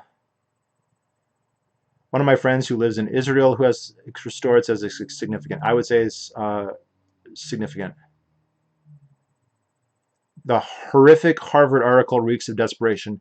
Luke, that's the one nice thing about that article, and I agree. They seem like they're threatened. There's a powerful lobby against this. I do feel like this ship has left. I think that they missed the ball on this. There's too many people doing it. There's too much of a. It's got a constituency. It's got a lobby. Um, the arguments for it are too strong. Too many people accept it, and they are in serious. The only way that this would work, I think, would be a very long-term gradualist approach. I don't think there's any way that they can get any kind of like draconian end it now. They might be able to make regulations progressively more stringent. They always could do that, right? You could have something like the what was the report that ended like medical schools basically, where maybe they publish a report and all the schools go, okay, yeah, we like homeschooling, but now you're going to have to take these standardized tests and get these certifications, and all of a sudden the number of people who homeschool goes down 20%, every year. And the next thing you know, instead of there being millions of homeschool families, there's only 80,000 in the whole country, and then they don't have as much legal rights, so you get even more restrictions. And then it becomes, oh, this is the tiny minority, and they're just the most radical, hardcore homeschoolers. So now they become that much more alienated, because there's plenty of people who homeschool now who are basically normal. Like, there's this cliche that they're all religious fundamentalists, and many of them are, but many of them are not. I remember there used to be a YouTuber from England who did home education, and he was completely atheist and just a really educated nerd, and his parents were like, nope, the public schools are not good enough. And I think his name was Rowan Fortune Wood. He has not made a video in like 12 years, I want to say. So he's a left-wing atheist, uh, but he was homeschooled in the UK, which I think has since basically banned it. But I think that's their only route they're going to go. And I mean, the homeschool whistleblowers were all over that article. That they're getting publicity that I know they don't want.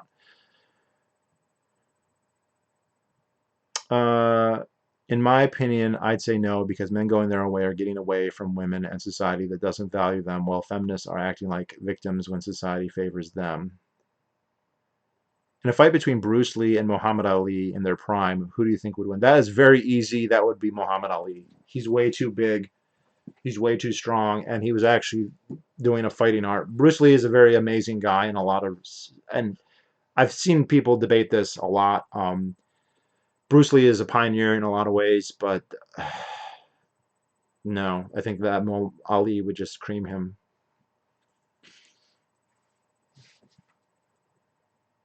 One of the strongest arguments I've seen that public schools are safe havens for students who are abused at home.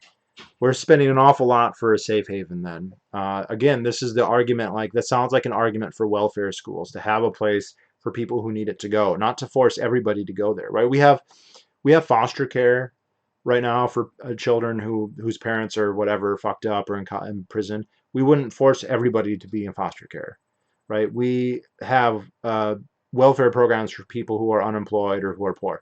We wouldn't give them to everybody. So that's not a strong argument for public schools, Pensazoid. That's a strong argument for some kind of welfare accommodation for people who are in need. Okay, and people get abused in public schools anyway. They get abused in the schools, and they get abused at home, and go to the schools with nothing happening. So the idea that they're protecting, we don't have any evidence that they actually protect us. That's good evidence. You can find cases where someone shows up to school and they've got bruises, and the teacher calls and something happens, but we don't know how many they're catching, how many they're not catching, how many are getting abused in the school. So it sounds like and again, that's an argument for having some kind of vestigial welfare school for kids who are getting abused, not for mandating that everybody goes there whether they're getting abused or not. And yes, as Luke Avendon points out, so many are abused in public schools. No wonder circumcision has bothered you for all these years. Well, so it's interesting that you say that, because it didn't bother me for all those years. I could not orgasm except from prone masturbation my entire life. And it did not bother me, because that was what I was used to. And that felt fine. That was normal for me. It was meeting uncircumcised guys, getting a very close look at what was working, what they had going on, paying very close attention to their reactions, what they were sensitive to, what they weren't sensitive to, where I was realized, oh my God, they are feeling things that I am not. They are on a whole other level. They are in an experientially different universe than I am. And they can come from things, I can make them come, they can have powerful full body orgasms getting stimulated on tissue that is gone from me, that I do not have at all. And that was what really opened my eyes. And then I felt fine. I realized I was missing a lot, and then I started restoring. So um, whatever, if you're cut, whatever you feel is only a fraction of what you would be feeling. And it's not just amped up. It's not just like if you're uncircumcised, you feel what you currently feel, only, more. You feel qualitatively different. There are sensations that you cannot, and it's not just sensations, it's function. The fact that you have that skin to go on and off the head is huge. The fact that you have that skin covered, uncut guys will talk about it. It feels good to be covered. It's warm. And it's cut guys have no idea what that's like, and you wouldn't know unless you were gay and talking to a whole bunch of them.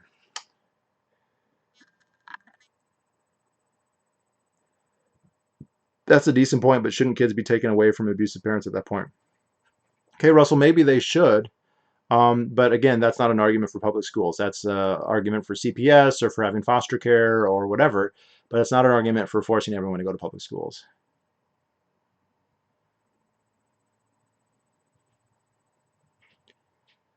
As crazy as it sounds, I know leftists that are very pro homeschooling. They're out there. Well, Luke, actually, historically, when the homeschooling movement really got its start in the 60s, it was the 60s counterculture. It was left-wing hippies. It was, these anti-authoritarian new left people who were like, hey, man, you don't want to go there and be taught by the man. Like, that's just going to be the patriarchy, blah, blah, blah. And so, yeah, the first homeschoolers were actually leftists. And if you read Compulsory Education in the Community of Scholars, which is one of the first kind of calls to action for homeschooling, that's a left-wing book. Those are leftists. When I read it, I was like, holy shit, these people are like hardcore new left, people. So they're the ones who started it. It wasn't until the 80s and 90s that evangelicals really started to pick up into it. And evangelicals have become the larger proportion, but the leftists never went away. They're still there, and there's a lot of them still there. And it's even, I mean, you have like, Nation of Islam people who do it, like black nationalists, black separatists, Black Panthers. I'm sure there's La Raza families that do it, like La Raza La Reconquista. Like, we don't want you to go to Caucasian school and learn about the white man and all that. You're going to get your education here where you learn about whatever, Aslan. So it is not strictly a right-wing phenomenon or a religious phenomenon. And I mean, everyone knows here that I love to watch that guy, John Magopoulos. He's very religious, but he says, look, a lot of atheists homeschool their kids because public schools are terrible. A lot of atheists like homeschooling because it's superior. Uh, but, but, but. They're religious fundamentalists of public school. Yeah, that's very true too. And then you get this weird problem, or, well, can we do a prayer? Can we have prayers at public school? And they're like, well, no, you can't, separation of church and state. Like, well, you're forcing millions of religious people to pay for the schools and compelling them to send their kids to a school, right? You're taxing them, and then you're saying they have to go to a school. And by the way, there's a free school that the school, free. So they send them there. And, I remember arguing this in college because people would say, you can't teach creation. And I was like, listen, I 100% believe in evolution. Creationism I read about it because I think it's funny. But these people are paying for it. We have 100 million creationists in the United States, and their taxes are supporting the public schools. And you're just going to go to them and say, fuck you, what you want doesn't matter. The curriculum is what I want it to be. That does not make sense. That's not fair. That's not just. You're basically saying that you're forced to pay, but you should have no say, or some technocratic elite gets to decide. Well, you can ask them what you want them to teach, and they'll veto whatever they don't like, which is what they do. Uh, Meme the Penguin, hello. Bruce Lee is a man that seals his fate. Bruce Lee was a crazy athletic dude, but he was way too small to fight someone like Muhammad Ali.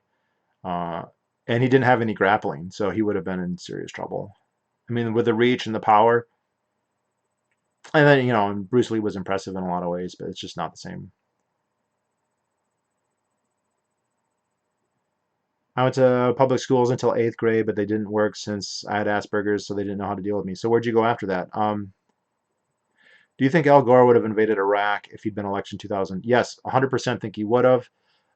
Clinton was on the edge of going to war with Iraq anyway for years. We had Operation Desert Fox, which is a crazy name to give an operation.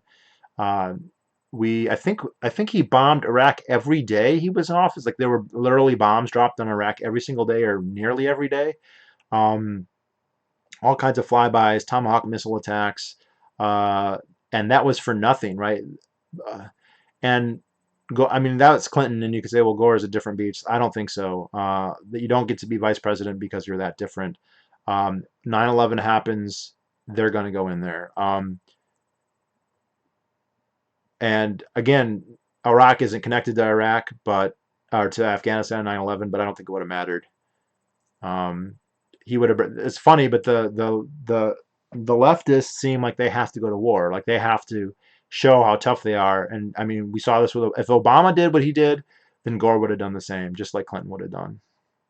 Can't say that for sure, but Gore has no credentials as a peacenik or as a strong peace candidate or anything like that. He's not Kucinich or Gravel or Ron Paul, not even anywhere close to that. So no, there's no reason to give him credit for that. I missed the New Left. What was the name of that book? So the name of that book is Compulsory Education and the Community of Scholars. It's actually two. It's actually two books kind of combined into one, but Compulsory Education and the Community of Scholars. Uh, the New Left faded away. Yeah, they were destroyed by the Frankfurt School that created them.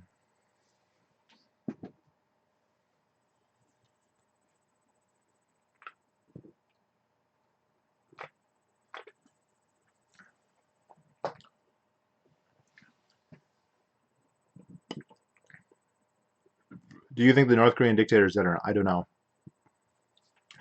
He seemed awfully young to die from something like that, and they lie a lot. It's normal for them to disappear for a long time, so we have to wait and see. I really don't know. Do you think Ralph Nader cost Al Gore the 2000 election? Why or why not? Yeah, I mean, in Florida, he got 90,000 votes. So without that, most of those people would have voted for Gore. Some of the people wouldn't have voted at all, but it would have made the difference. And I don't think that was the only state. Um, but again, I don't. That's an interesting calculus because we don't know for sure how they would have voted. Um, so, or even if they would have, or what was, and that's assuming that the votes are legit and there's no faking going on. And with the Florida recounts, that's not necessarily the case. There could have been all kinds of faking. You know, the idea that I can't, my hair is just messed up, guys. My gay card is, there we go, that's better. I'm of the opinion, and I can't always back this up, that there is massive voter fraud that goes on. I just feel like there's too much involved. There's too much at stake for them just to allow it to happen. And there were many, many problems with Florida in 2000, not just Florida and other places.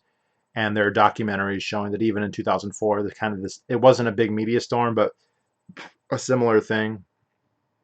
And you know, when people talk about you have one vote and whatever, that's not true. If it ever got to, if any state, even a small state, got down to one vote, um, and it became not, and those states, those electoral votes were going to determine the winner. So it wouldn't matter if somebody wins by 80 electoral votes and there's a question about New Hampshire, no one's going to care. They might actually count the ballots. But if it comes down to one vote in a state, that's going to go to the lawyers, that's going to go to the attorney general, that's going to go to the governor, it's going to go to the Supreme Court. It's going to be a highly politicized thing, and there's not going to be any kind of pretense of let's do an honest count of all the ballots. That's not what happened then. That's not what's going to happen in the future. Is it really possible to be too young to die when you weigh that much? Yeah, fair point.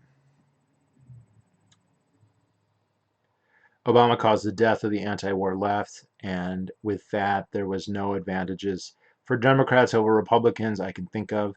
Can you think of any policy Democrats are better on? Maybe immigration. So, and that's even, and it's, and that you actually almost, are assuming that the anti-war left was genuine. And what Obama kind of showed is that it wasn't. And so you have to wonder, like, were they really anti-war or were they just anti-Bush? And it seems like they were just anti-Bush. And by all means, Bush is scum. Bush is one of the worst presidents we've ever had. He's worse than Obama. He's worse than Clinton. He's worse than Trump. He's worse than Carter. He's worse than Reagan. He's worse than his dad. You've got to go back to maybe Johnson to find somebody as bad as George H.W. Bush. But yeah, Obama gets elected and like all that shit is just over. They just completely gone. They don't give a fuck anymore. They never really meant it. They didn't mean it. They just didn't.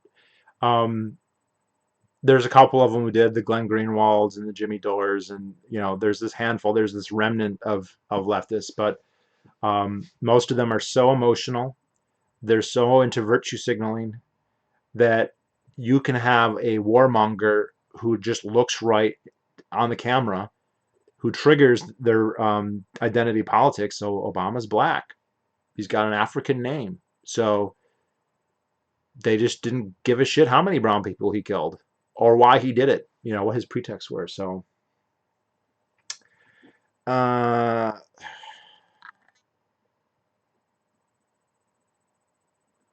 you think of any policies the Democrats are better on? Maybe immigration. This is a tough one.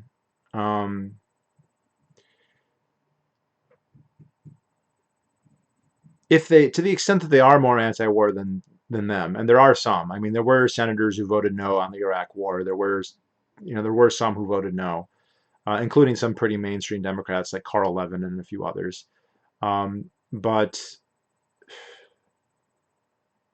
maybe drugs, maybe legalizing marijuana, something like that. But they're really terrible, and many of them are terrible on that. Like Joe Biden is terrible on that.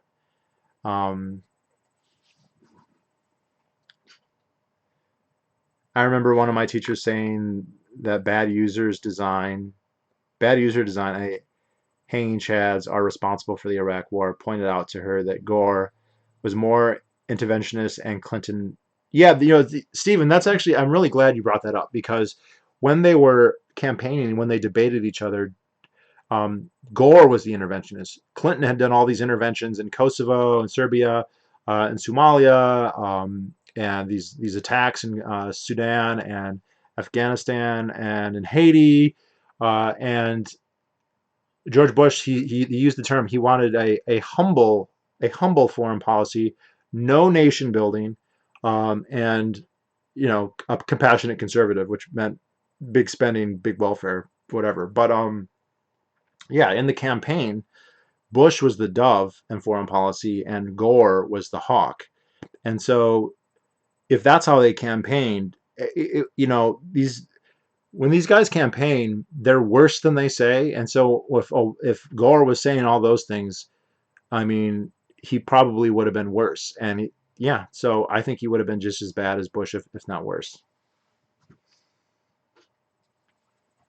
That's a good point, Stephen. I'm glad you brought that up, because you can go back and watch the debates they had. And that's one of the lines. He said he wanted a humble foreign policy. He didn't want to go out to find dragon monsters to destroy. Going back to I think it was John Adams who said that. So no. I think Dems are a lot worse than Republicans on immigration. I'd say they're better on LGBT rights, but now that's getting messed up with trans and drag queen stuff. See, on immigration, they're all over the place because they're both kind of open borders and it's very strange. Like the labor Democrats, the Bernie Sanders up to recently, the unions, they tend to be more restrictionist on immigration. It's the Republicans who were more open borders, and if you ask like people like Jimmy Dore and whoever else, they'll say like that Bill Clinton was heavily influenced by the Kochs, and that the whole open immigration thing. I think Bernie Sanders used to say that open borders is a Koch brothers conspiracy that the Democrats bought into. So Also, I do think that immigration is one of the more tricky issues that it's harder to say who's wrong or who's right, in my opinion, on that. Uh, Bush will never be worse than FDR. That's true. I said our most recent presidents. I listed the ones he was worse for. I didn't. I said he's probably not as bad as Johnson. Maybe not Nixon either. He's probably worse than Nixon. But FDR, I think, in my opinion, FDR is the worst president we ever had. So most evil, most harm, the least redeeming. I don't think there's anything redeeming about him. I can look at Lincoln, and there's some redeeming things about Lincoln. Um, there's some horrible things. He's a war criminal, fucking tyrant who deserved to be assassinated perfectly, to be perfectly honest. But I don't think he was all bad. I don't think he was motivated by a desire to be famous. I don't think he was motivated by a search for power. I think he wielded power in a very Cincinnatian way. I think he did so wrongly, but I think that's what he thought of himself. And he was a terrible president in leading the war. I mean, the fact that he fought the war makes him terrible, and the way that he fought it was pretty terrible too. But I think FDR is absolutely the worst, and then probably Wilson, in my opinion. I remember Ryan Dawson saying one time that the anti-war movement during the Vietnam War wasn't really anti-war, just pro-communist. Well, that's true and not true, because there was a lot of anti-draft sentiment. There were a lot of people who were anti-draft. I see the expulsion of the German citizens from various European countries. FDR helped carry out, similar to the Trail of Tears Jackson helped carry out. Yeah, there was a massive, basically, genocide or ethnic cleansing of big parts of Europe, places that had been ethnically Germans for a long time, the Sudetenlands, East Prussia especially, and I mean, it's a complicated scenario because the Nazis had been doing that too, and it's like if these ethnic groups are going to fight with each other because of border disputes, maybe it makes sense to separate them. But yeah, I think the worst thing that FDR did, if you're talking about Trail of Tears in World War II, is the repatriation of the Soviets and the Russians. Stalin demanded all Russians back, including people who had left Russia before the Second World War, like white Russian immigrants who moved to France or wherever, in the 20s. He demanded all of them back, and they had all of these prisoners of war, and they were getting massacred. And really, the Allies knew this. The Secret Betrayal by Tolstoy is a great book on this. I don't know if I did a review on that. I might have read that before I was doing YouTube videos. That's a glorious. Anyone interested in that topic, I highly recommend. I mean, it's one of the best books you can really read on a tragedy that people don't know about. It's called The Secret Betrayal, not by Leo Tolstoy, who's dead. It's like a great nephew of Tolstoy, also named Tolstoy though. And the English and the Americans knew that when they turned these Russians over, they were going to be executed and thrown into gulags. And they did it anyway, and that makes them complicit. Now, the Americans, to their credit, started letting them go. You started to get these things where the Americans would say, like, okay, tomorrow we are going to go and turn you over to the Red Army. But for tonight, the guards are going to take a break to celebrate whatever, some American holiday you've never heard of. So good night, and then they leave the back door open, and they'd all run, scurry away into the Alps and sneak into Austria or something. So, but that was like lower ranking Americans doing the right thing. Apparently the British would never do that. They'd follow orders to the end, which is a very contemptible act on their part. But the higher ups in the U.S. were the ones causing this. FDR agreed to this. They agreed to this. Don't remember if they agreed to it at Tehran or at Potsdam. Now, obviously at Potsdam it would have been Truman and not FDR, but it was the higher ups. They agreed before the war ended. Well, Germany was still fighting. I think it was in like 44. Where they came to the agreement that Stalin wanted all Russians back. He didn't want to have any foreign Russians or former Russians in other countries that could lead an opposition against him. And so he wanted all of them repatriated. And there were actually very moving statements, because if you were like Polish, if you were from a country, some people in Poland could claim to have been not citizens of the Soviet Union, and others, they say they were Austro-Hungarian or Ukrainian or whatever. So there's people whose families, if they lived in the right city, and one of them was actually Lvov, which is also known as Lviv, also known as Lemberg, which is Mises' hometown, were able to claim that they were Polish, not Soviets, and then immigrated to the United States. So you'd have people lie. They'd say they were from Lvov so they could move to the United States rather than be sent back to the Soviet Union to be killed.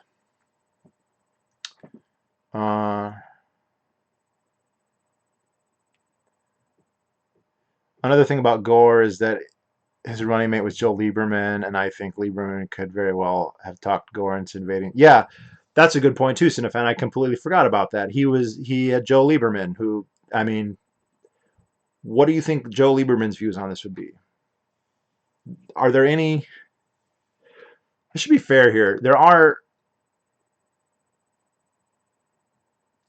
are Jewish senators who are not Zionists, like hardcore, like Carl Levin, but Lieberman is not that. Lieberman supported the Iraq War so strongly that he became an independent rather than remain a Democrat. So that's the man that Gore decided to run with him. That's the guy who would have been whispering in his ear. So that's a very good point, Cinefan. Unions hate labor. Pentazoid. I have a video titled that. Unions hate labor. It's from 2013. Go ahead and that's a good video. It's actually one of my most watched videos. Unions hate labor. Do you think FDR is worse than Woodrow? I do. Woodrow paved the way for someone like FDR. That's true. I don't deny that. But and so did TR for that matter. I mean TR, like practically speaking, because FDR came to prominence because he was a relative and he had a famous name. But I don't think that you can say, because you could just say everything. Well, Washington is the worst president ever because all the presidents followed after him and in some way drew on his legacy. So I don't like that reasoning. It's correct in as far as that goes, but if we're assigning personal guilt, you kind of have to assign what did they do with what they had, not who set things into motion by dominoes 30 years before. So I agree with you that Wilson made it possible, but I think FDR was much worse. He was in power much longer. Who do you think was a worse president and why, JFK or Nixon? I definitely think Nixon was, and not because of Watergate, but because of the stagflation, because of the wage and price controls, because of the war in Cambodia, because of the high spending. I'm actually reading The Great Deformation right now by David Stockman, and he fucking hates Nixon. Nixon was just awful. He was a terrible, terrible president, and Kennedy is the most overrated president, probably, but he's not the worst president. There's a big difference. Do you have any strong opinions on Grant's presidency? I did read Grant's biography, which was very good, and I will say that Grant seems to have been a conscientious president. He seemed to have done things by principle most of the time. Most of the scandals that happened were personnel scandals, people he trusted who took advantage, but not in a horrible way. I would say the worst thing about his presidency is that he considered running for a third term, not consecutively. He after 2 terms he left, and then he thought about running again, and it just there was some dark horse candidacy going on. It didn't happen, and then he got throat cancer anyway. But I actually think that his presidency is underrated because he's more famous as a general. He and Ike are probably the two, maybe Washington as well, who are more famous as generals than they are as presidents. You know, it says something when the presidency is the least of your resume, and no more so than Grant. Grant was by far more famous as a Civil War general, and I think the reason for this is that the New Deal historians who really dominate the histories that we read today, they appreciated Grant as a general of the Union who crushed the Confederacy and secession. They appreciated him for that. They did not appreciate his presidency because he was actually fairly laissez-faire, fairly hard money, right? So he didn't have the views of an expansionist government like they had. So and not that anybody did at that point to be fair, but I think that's why. So his presidency is kind of glossed over, and I think he was actually a better president than most presidents that we've had, to be honest. Also, we almost got the Dominican Republic as a state, which I don't know, mixed feelings on that. But who will Joe Biden pick for his running mate? It seems most likely that it will be Elizabeth Warren. He said it will be a woman. So it's either her or Klobuchar, and maybe Hillary Clinton. Bernie called open borders a Koch conspiracy to lower wages. SJWs will say you can't help your race, gender, etc., and shouldn't face any discrimination unless you're born over there. Yeah. Kaplan calls closed borders international Jim Crow. I think the analogy is fitting.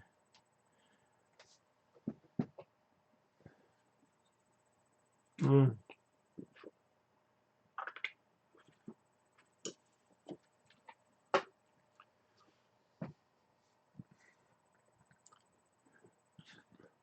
In the Eastern Bloc, there was a known loophole to leave. There was an undefended border crossing on a ski resort in the border between Hungary and Austria. Oh, I didn't know that.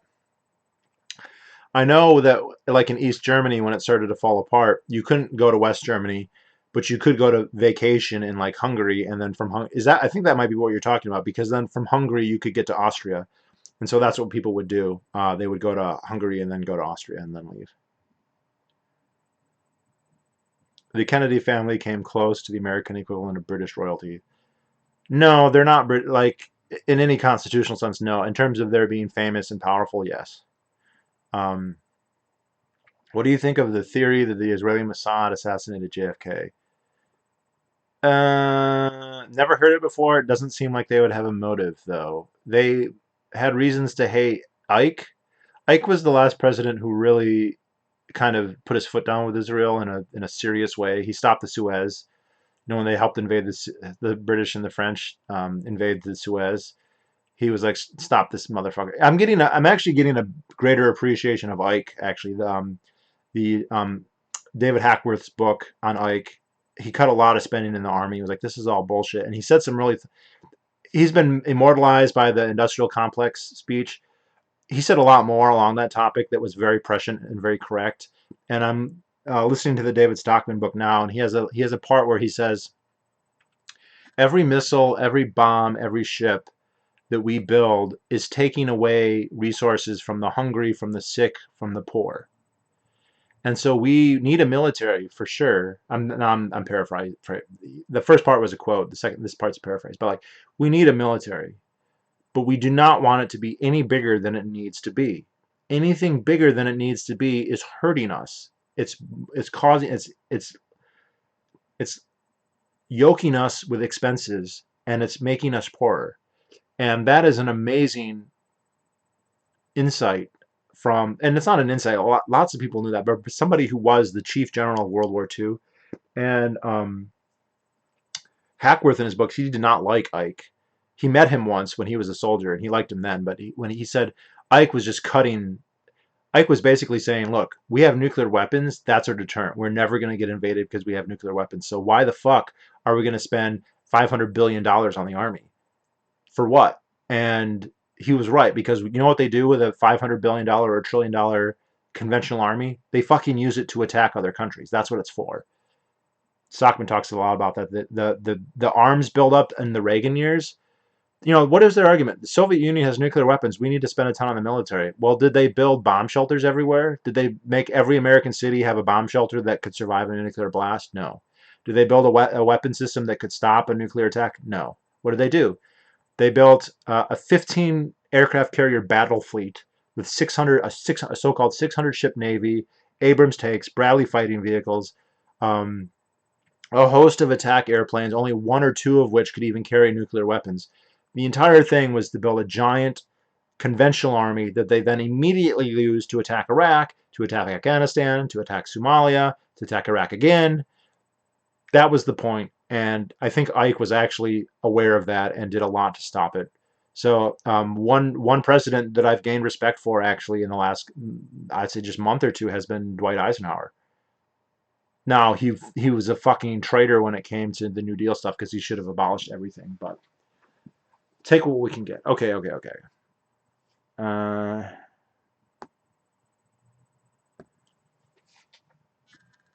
What do you think the USA Today if the cherry tree had survived? Good question. If RFK had not been assassinated, who do you think would have been beaten? Do you think he would have beaten Nixon in 1968? I don't know. I think Nixon probably thought that he would have won, that RFK would have won, but I don't know.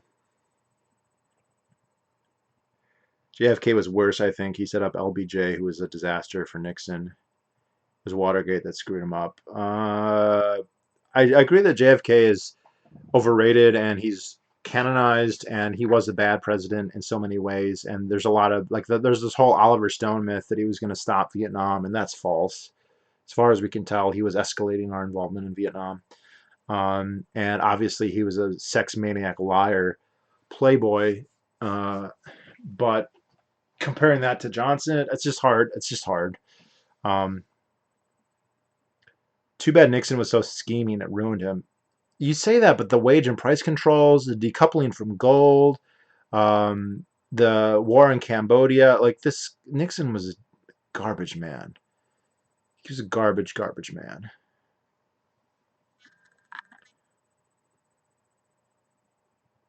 Hillary Clinton, updated her website recently with more of her political positions, as if she's planning for office or something. No, Hillary Clinton wants to be in office. That is a newsflash. Do you think Nixon would have been a Democrat today? Why or not? No, he'd be a Republican. I mean, the Republicans have no principles anyway, so you can just. I mean, he said we're all Keynesians now. He went off gold. He believed deficits don't matter. He was making friends with communist China. Uh, he's a classic Republican. What can I say? He's a warmongering, lying piece of shit. Uh, Biden said that he'll put a black woman on the Supreme Court. Based or cringed? Cringe. I thought, isn't the Supreme Court? This is, aren't we supposed to? The Supreme Court decided, therefore it's correct. But it's clearly just affirmative action program. No connection to skill, no connection to jurisprudence. It's just we put you on there for political reasons. So why am I supposed to respect that? It's funny too because the same people who are screaming about Trump and why they're angry. They're angry because they know that whoever he appoints he can implement policy by who he appoints, and that matters, and that the court can be swayed. And so, yeah, they're absolutely right. And so, yeah, they shouldn't put so much stock in the fucking Supreme Court. The Supreme Court is so obviously and completely fallible and biased and wrong that I am just sick to fucking death of people deferring and saying, well, Brown versus Board of Education, oh, Roe v. Wade, this was decided, or even worse, they can regulate interstate commerce. They can tell you not to grow wheat on your own farm and feed it to your pigs because they found a loophole, blah, blah, blah. No one ever knew it was there. John Mongopoulos pointed this out. It's funny, he says liberals use, this is funny, he said that liberals treat the Constitution like an accordion. The parts that they don't like, they squeeze. The parts that they do like, they open. And every once in a while, they just find new parts that were never there before. They just, there's the right to abortion. We had no idea. In 190 years, 180 years, nobody realized that there was a right to abortion, but they found it. They just found it in 1973. Oh my gosh.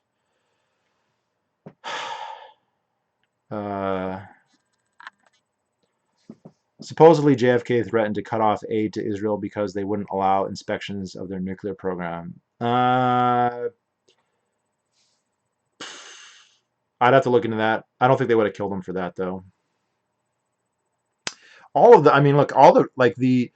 It's been the U.S. policy since partition that there should be two states. Okay, so the U.S. policy since Truman has been there should be two states. And pretty much every president, except maybe Trump, has said that. So to me, that's like I think the Israelis, who basically all believe in Eretz Israel, that's an existential threat to them. They want the West Bank, they want the Gaza Strip, they want the Golan Heights, they want all that and maybe more. And every president said that they shouldn't have that. They should have two states. Now they don't do shit all to do it. They don't hold their foot to the fire. Colin Powell suggested that after 9/11. Colin Powell said, we've got the moral authority because of this attack. Let's make Israel finally shape the fuck up with the Palestinians because that's the cause of almost all of our problems are coming from that, which is true. And Michael Scherer, the CIA guy, the head Ben Laden officer, he'll say the same thing. It's basically not a secret. And but no president, I mean, this is U.S. policy, but none of the presidents have really put their foot down on it at all. Obviously, Obama didn't like Benjamin Netanyahu, and he allowed that vote to go through at one point in the UN to condemn their actions or whatever. But that's not very much in a long time. I mean, there are patron satellite state. Uh, only based if it's Candace Owens, otherwise cringe. Yeah, he's never gonna. Obviously, he's never gonna. And she's not qualified either. Not that anyone could be. Uh,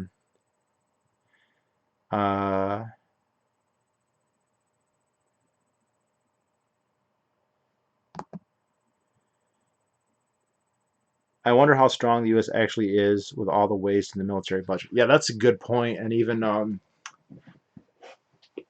Hackworth talks about that too. And actually, I was going to mention, I got a chance to watch the Netflix docudrama on Waco. That's actually very good. Anyone who hasn't seen it, go on to Netflix and watch the Waco. It's very accurate. I mean, down to the little details like the ATF mooning them, about the bullet holes in the door. Um, it looks like the place that like the character like that's a very accurate thing. Now, I'm sure some of the dialogue is made up, and there's a scene where one of the head of the FBI's like SWAT unit, who is a murderer, um, talks about, you know, we're outnumbered 5,000 to 1, right? For every officer of the law, for every federal agent in the United States, there's 5,000 Americans. We can't keep them down. If they all showed up to get mad, if they storm the barricades, that's it. Because the only thing that keeps them down is them being afraid of us and thinking that we're stronger than we are. And so he was looking at it like, Waco is a show of force. We're going to show the American people that we are in fucking charge. And the thing is, like, the Branch Davidians didn't do anything. Like, they did nothing wrong. They were not coming to fight the government. That was all made up. There's no evidence for any of that. It's not even claimed anymore at this point. But they wanted to make it. If you resist us, we're going to bring tanks and kill your whole family, which is what they did in that case. Anyway, that's a great docudrama. I recommend everyone watch it. Let's see. Peace, Glenn. Good night.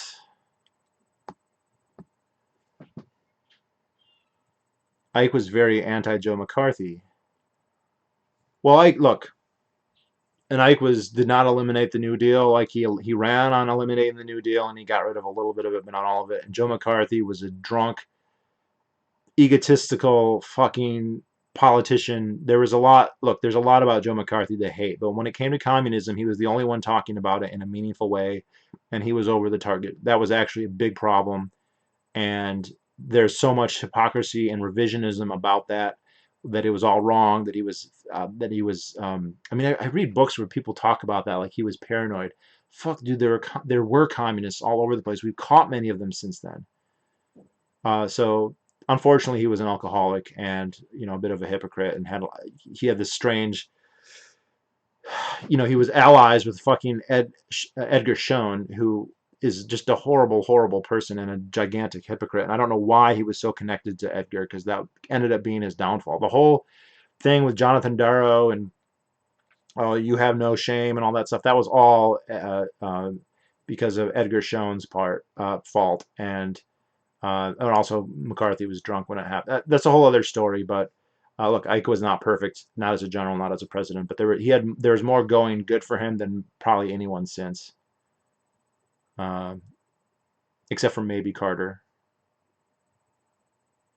He's overpraised because of his death. Definitely. Same with Lincoln.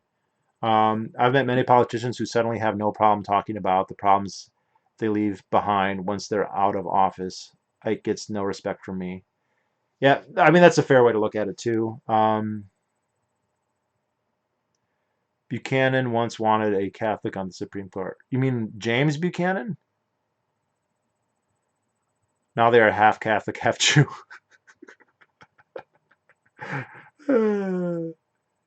Thomas isn't Catholic, is he? Half the Supreme Court needs to retire. Yeah, so no one is qualified for the Supreme Court, really. Yeah, no one's qualified to be in the federal government, to be honest. How dare you call Ms. Ginsburg old? Yeah, this is like now a hate crime to say Ginsburg is old. You like the Waco Netflix docu-series? Well, it wasn't originally a Waco series. It was on something else, but it's really, really good. I thought it was very accurate. The only thing so the Gary Nessner character, he's the FBI lead negotiator, and they put, for the sake of the audience, he kind of is like the conscience of the FBI, and there's a lot of things where he's pointing out things that the FBI is doing wrong, that they're violating their own laws, and that they're basically murderers and they kill people. I highly doubt Gary Nessner ever said those things. I think that they're using him as a character to get in some explicit in-your-face critique and for some drama.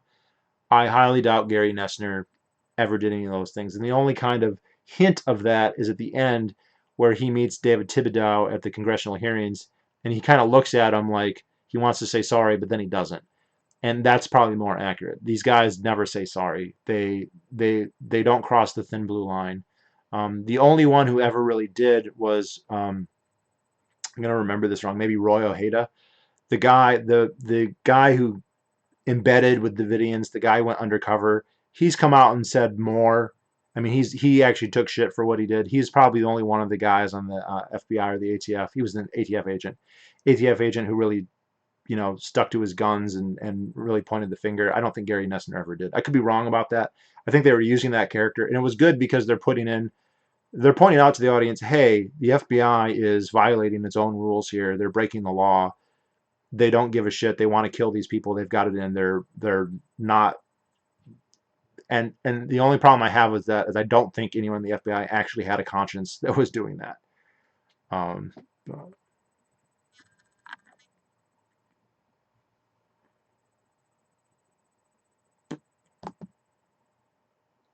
Mostly, I think liberals think that they want what's best, but believe all women exploited selectively for Kavanaugh, but not Biden. If you do that, you're just a bad person with few morals. Yeah, they're all hypocrites, and it's even the stuff, the pro-democracy stuff. Like, oh, they believe in democracy, and then as soon as there's a vote that they don't agree with, they just say it should be invalidated. They don't like it, so it's completely selective. They're complete hypocrites.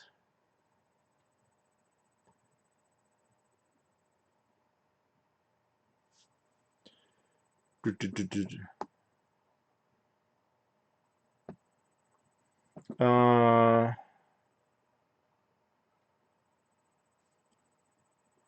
Started reading the book on Waco by Carol Moore. She claimed that the Brady bill removed 19 assault weapons in 1994. Interesting. That's that's true but misleading because the definition of an assault weapon is very nebulous. They they listed 19 attributes. So like things that you can put on a gun: barrel shrouds, bayonet mounts, flash suppressors, pistol grips, things like that. And you could have one, it was fine, but if a gun had two of them, then that would be banned. So a lot of gun manufacturers would just like remove the bayonet mounts, and then it would be legal, or get rid of the folding stock or what. I don't remember. I don't know what they all are. A barrel shroud, a flash suppressor, pistol grip, one or two other ones. And then I think they also named a couple others. But the thing is, there are many, many, many semi-automatic rifles that were of the same caliber, that were just as powerful, that were just as effective, that were not banned.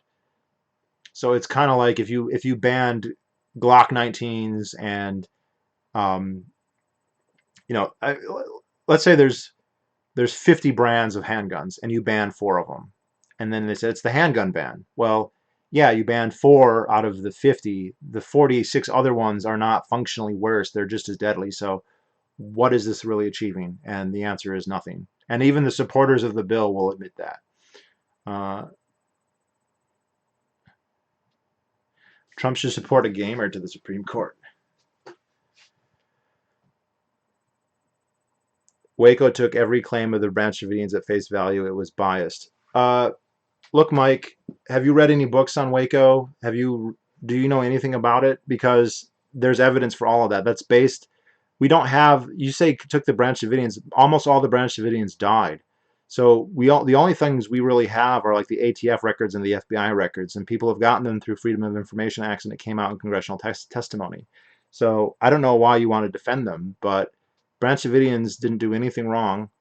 That nothing that they did deserved that. They didn't like, and We talked about this before. You had no answer to this, but the ATF didn't produce a warrant. They had a warrant. They didn't show it. And I mean, if you know more about it than me, I'd love to hear you talk about it. But which ATF agent claimed that they showed the warrant? You know, if you're going to comment here, comment that. Tell me which ATF agent displayed the warrant, because that's not a mystery. That would be in their after action reports. In their after action reports, they have to say everything that happened, and none of them say I showed the warrant. So none of them did. I mean, none of the ATF say they showed the warrant, and the Branch Davidians say they never showed a warrant. So there is no disagreement. That's not the Branch Davidian side of the story. That's the records that the ATF has side of the story. I know you love the government and love to loot, but the government is wrong. The government's murder. Lon Horiuchi, the guy who shot Kathy Weaver in the face, he got convicted of manslaughter in Idaho. Are you saying that they were wrong? That the court in Idaho convicted a federal agent of murder just for shits and giggle? Come on. Oh, I can't go to sleep. I'm learning a lot by listening and reading, not to mention the eye candy. Oh, thanks, Glenn. Pat Buchanan.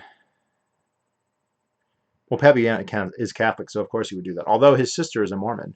One time I was in econ class, and my professor said that the reason why it's so hard to cut spending is because whenever spending is cut, whether it's military or domestic, people will be affected and they vote. Yeah, that's definitely part of it. 100% that's part of it. Glad you watched the Waco show. I loved it. Yeah, it's a great show, and it's very, very accurate. You can tell that they did their homework and that they were um, going after the actual records and what was said and what wasn't said. And I mean, it was very, very accurate. I think there were parts of it that were dramatized, um, but and some of the dialogue, obviously, but a lot of it was accurate. The stuff they say on the phone, I believe, is like straight up recordings. Uh, because of that, the national debt will probably never be reduced unless there's a crisis.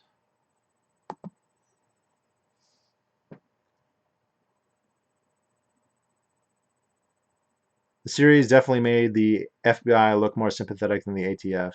I would have liked to have seen Janet Reno's character more. Yeah, I thought that I think they let Janet Reno get off easy there too. They made it look like she had no idea because they have a meeting there where they just make up that they're beating babies. They had no evidence. The Branch Davidians were not beating babies. There's no evidence they were beating babies. That was something they said at a press conference that they later never backed up. Nobody there's no evidence that's true, and they made it look like Janet Reno just had no idea. And I think that's being way too nice to her.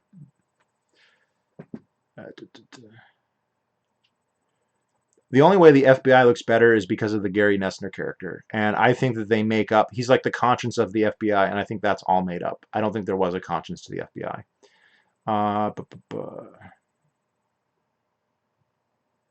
The only Protestant on the Supreme Court is Gorsuch, who was a Roman Catholic and converted to Episcopalian. I didn't know that.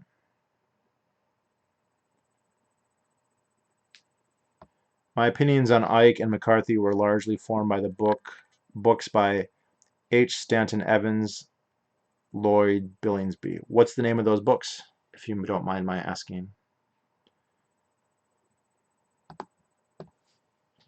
All right, guys, let's do final questions.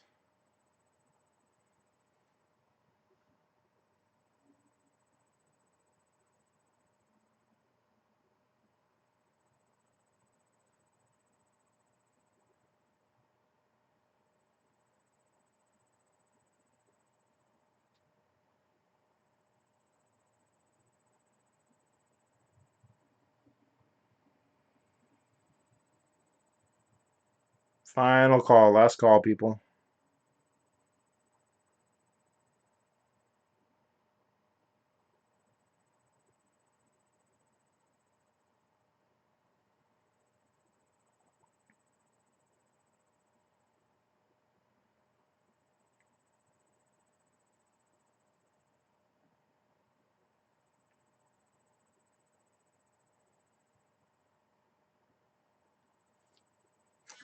Are you texting you? Are you on my Snapchat? Probably not. Okay, so did the Branch Davidians claim there were gunfire in the last minutes before the fire started? I watched the FLIR documentary. It was quite convincing, but I was curious if there was anyone else. Uh, n- I'm not sure because the problem is that all the Davidians who would have witnessed that would have been killed. If it was, it would be somebody like David Thibodeau, and there's a lot of interviews of him out there that you can listen to. The Macaulay Culkin character in the show.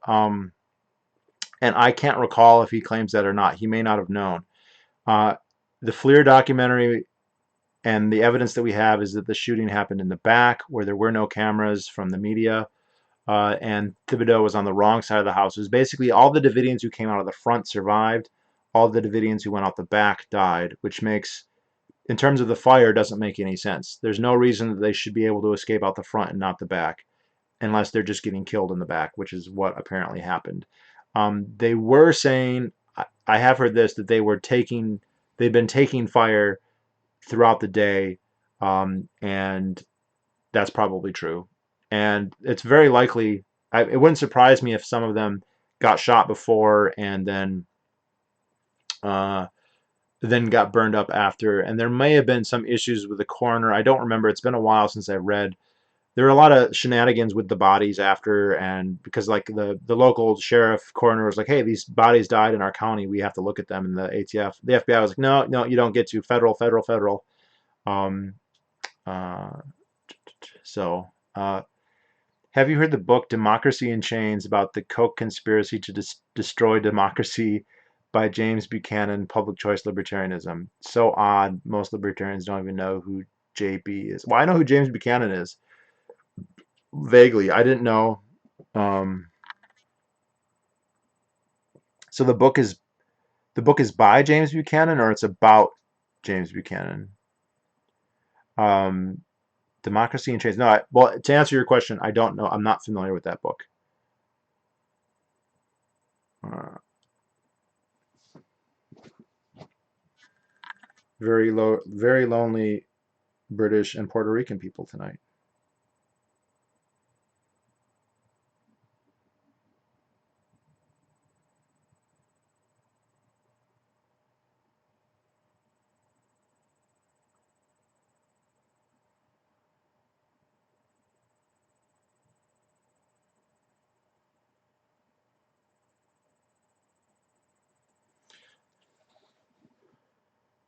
It's about James Buchanan and his life. So the book is alleging that James Buchanan is destroying democracy. Okay, that's funny. Uh,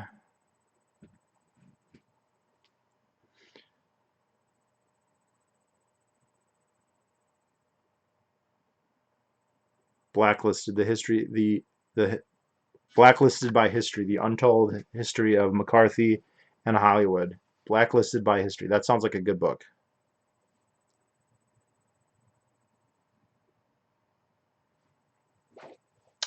Blacklisted by History. I'm going to add that on my thing right now. Thanks, Parisia, and I did really like your video. Everyone go check out Parisia's videos. He did a really good one on education.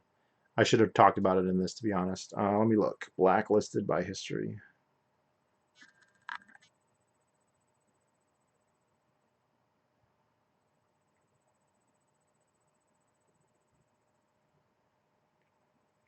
Blacklisted by History, the untold story of Senator Joe McCarthy and his fight against boom.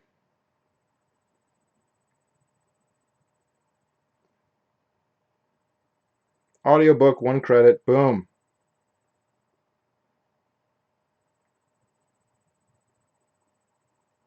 So I'm just going to buy that on audiobook. Thank you, credits on audiobook.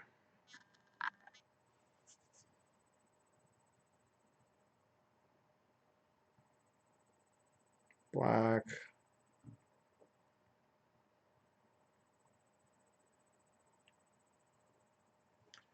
And if you're interested, anyone, I'm definitely gonna listen to this McCarthy book because I want to learn more about McCarthy and Ike. But I would recommend McCarthy by Arthur Herman is a really good book on this as well. Uh, Add to library 1 credit. Yes, sir. Confirm. Awesome. Bought 1 credit free. It's like a conspiracy theory type book. Yeah, I think that the left has to say that the reason democracy is not working is because of conspiracy theories. Have you ever seen the BBC Conspiracy Files episode on OKC? I don't remember, maybe, but it's not coming to memory. Asked before, but the video cut out. You mentioned a Holocaust video that got flagged. Is it still available online? So the title of the video was Holocaust Denial. I think I uploaded it in 2012 or 2013. And I think I think I'm pretty sure it got taken down. I think it got flagged, like where it was flagged for content, and then I think I got an email like a month ago, so 8 years or 9 years after I uploaded it, saying that it got taken down. But I did, yeah, I had a video titled Holocaust Denial, where basically I said that free speech, you should be able to deny the Holocaust if you want. I didn't deny the Holocaust in the video. I don't deny the Holocaust. There's no question the Holocaust happened. There should be some debate about the numbers. Doesn't really matter in terms of the ethics. If the Nazis killed 500,000 Jews or 6 million, they're all guilty of mass murder and should be put to death. And it's not really, to me, I don't think it should even be relevant, but it is. There's a shibboleth where you can't question anything about it, which is sad. But and it doesn't bother me too much that it's getting flagged. But I actually lost a good friend over it at one point. I was trying to date an uncut Jewish guy, and he saw that video, and we had a falling out for 4 years, and then we eventually reconciled after. But yeah, I don't think it's available. I think it got taken down. Thanks. Have a good night. Thanks, Breeza. Have a good night.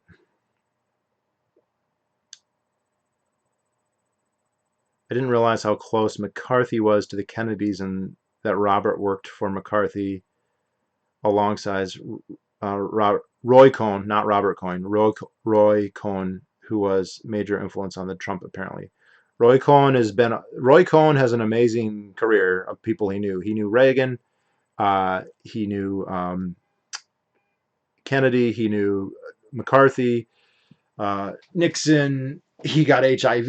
Like the guy was around. He knew like all the best nightclubs in New York City, like the best gay nightclubs in New York City. He had the hookup for all those. So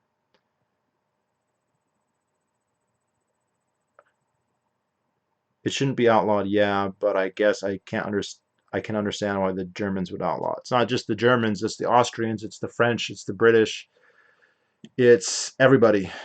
Pretty much the United States is the only country that hasn't outlawed it, and the social media companies are deleting it. So, or at least to some extent, they're not allowing it. They're being very publisher-like for companies that have legal immunities on the claim that they are platforms.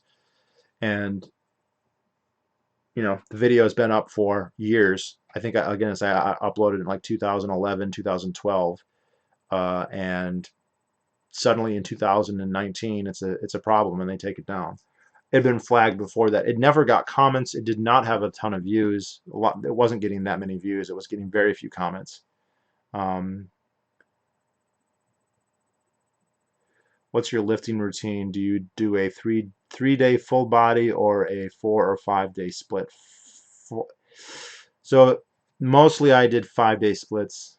I'm starting to maybe get away from that, but mostly 5 day splits. I'm playing around with it. I want to do more deadlifting and more squatting more regularly, and so instead of doing each once a week, I want to do each 1.5 or 2 times a week, and then the other stuff I feel like is less important.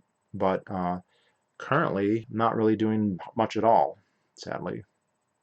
But when I get back to the gym, if that ever happens, that's what I'm going to do.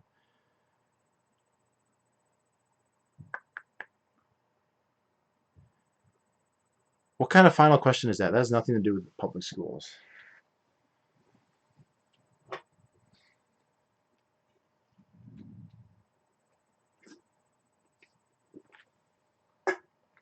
All right, guys.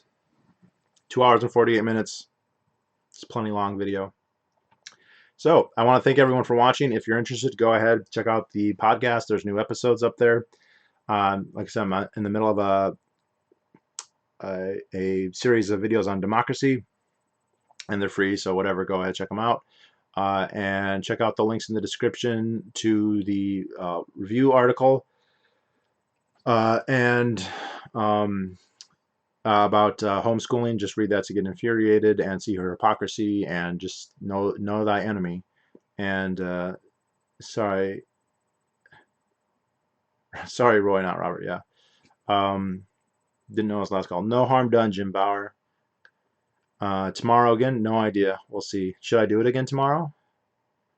Leave a like if you want me to do it again tomorrow. How about that? I don't know. I don't know if I want to do it every night. We'll see. All right. Well, I want to thank everybody for watching, and have a great evening. Good night.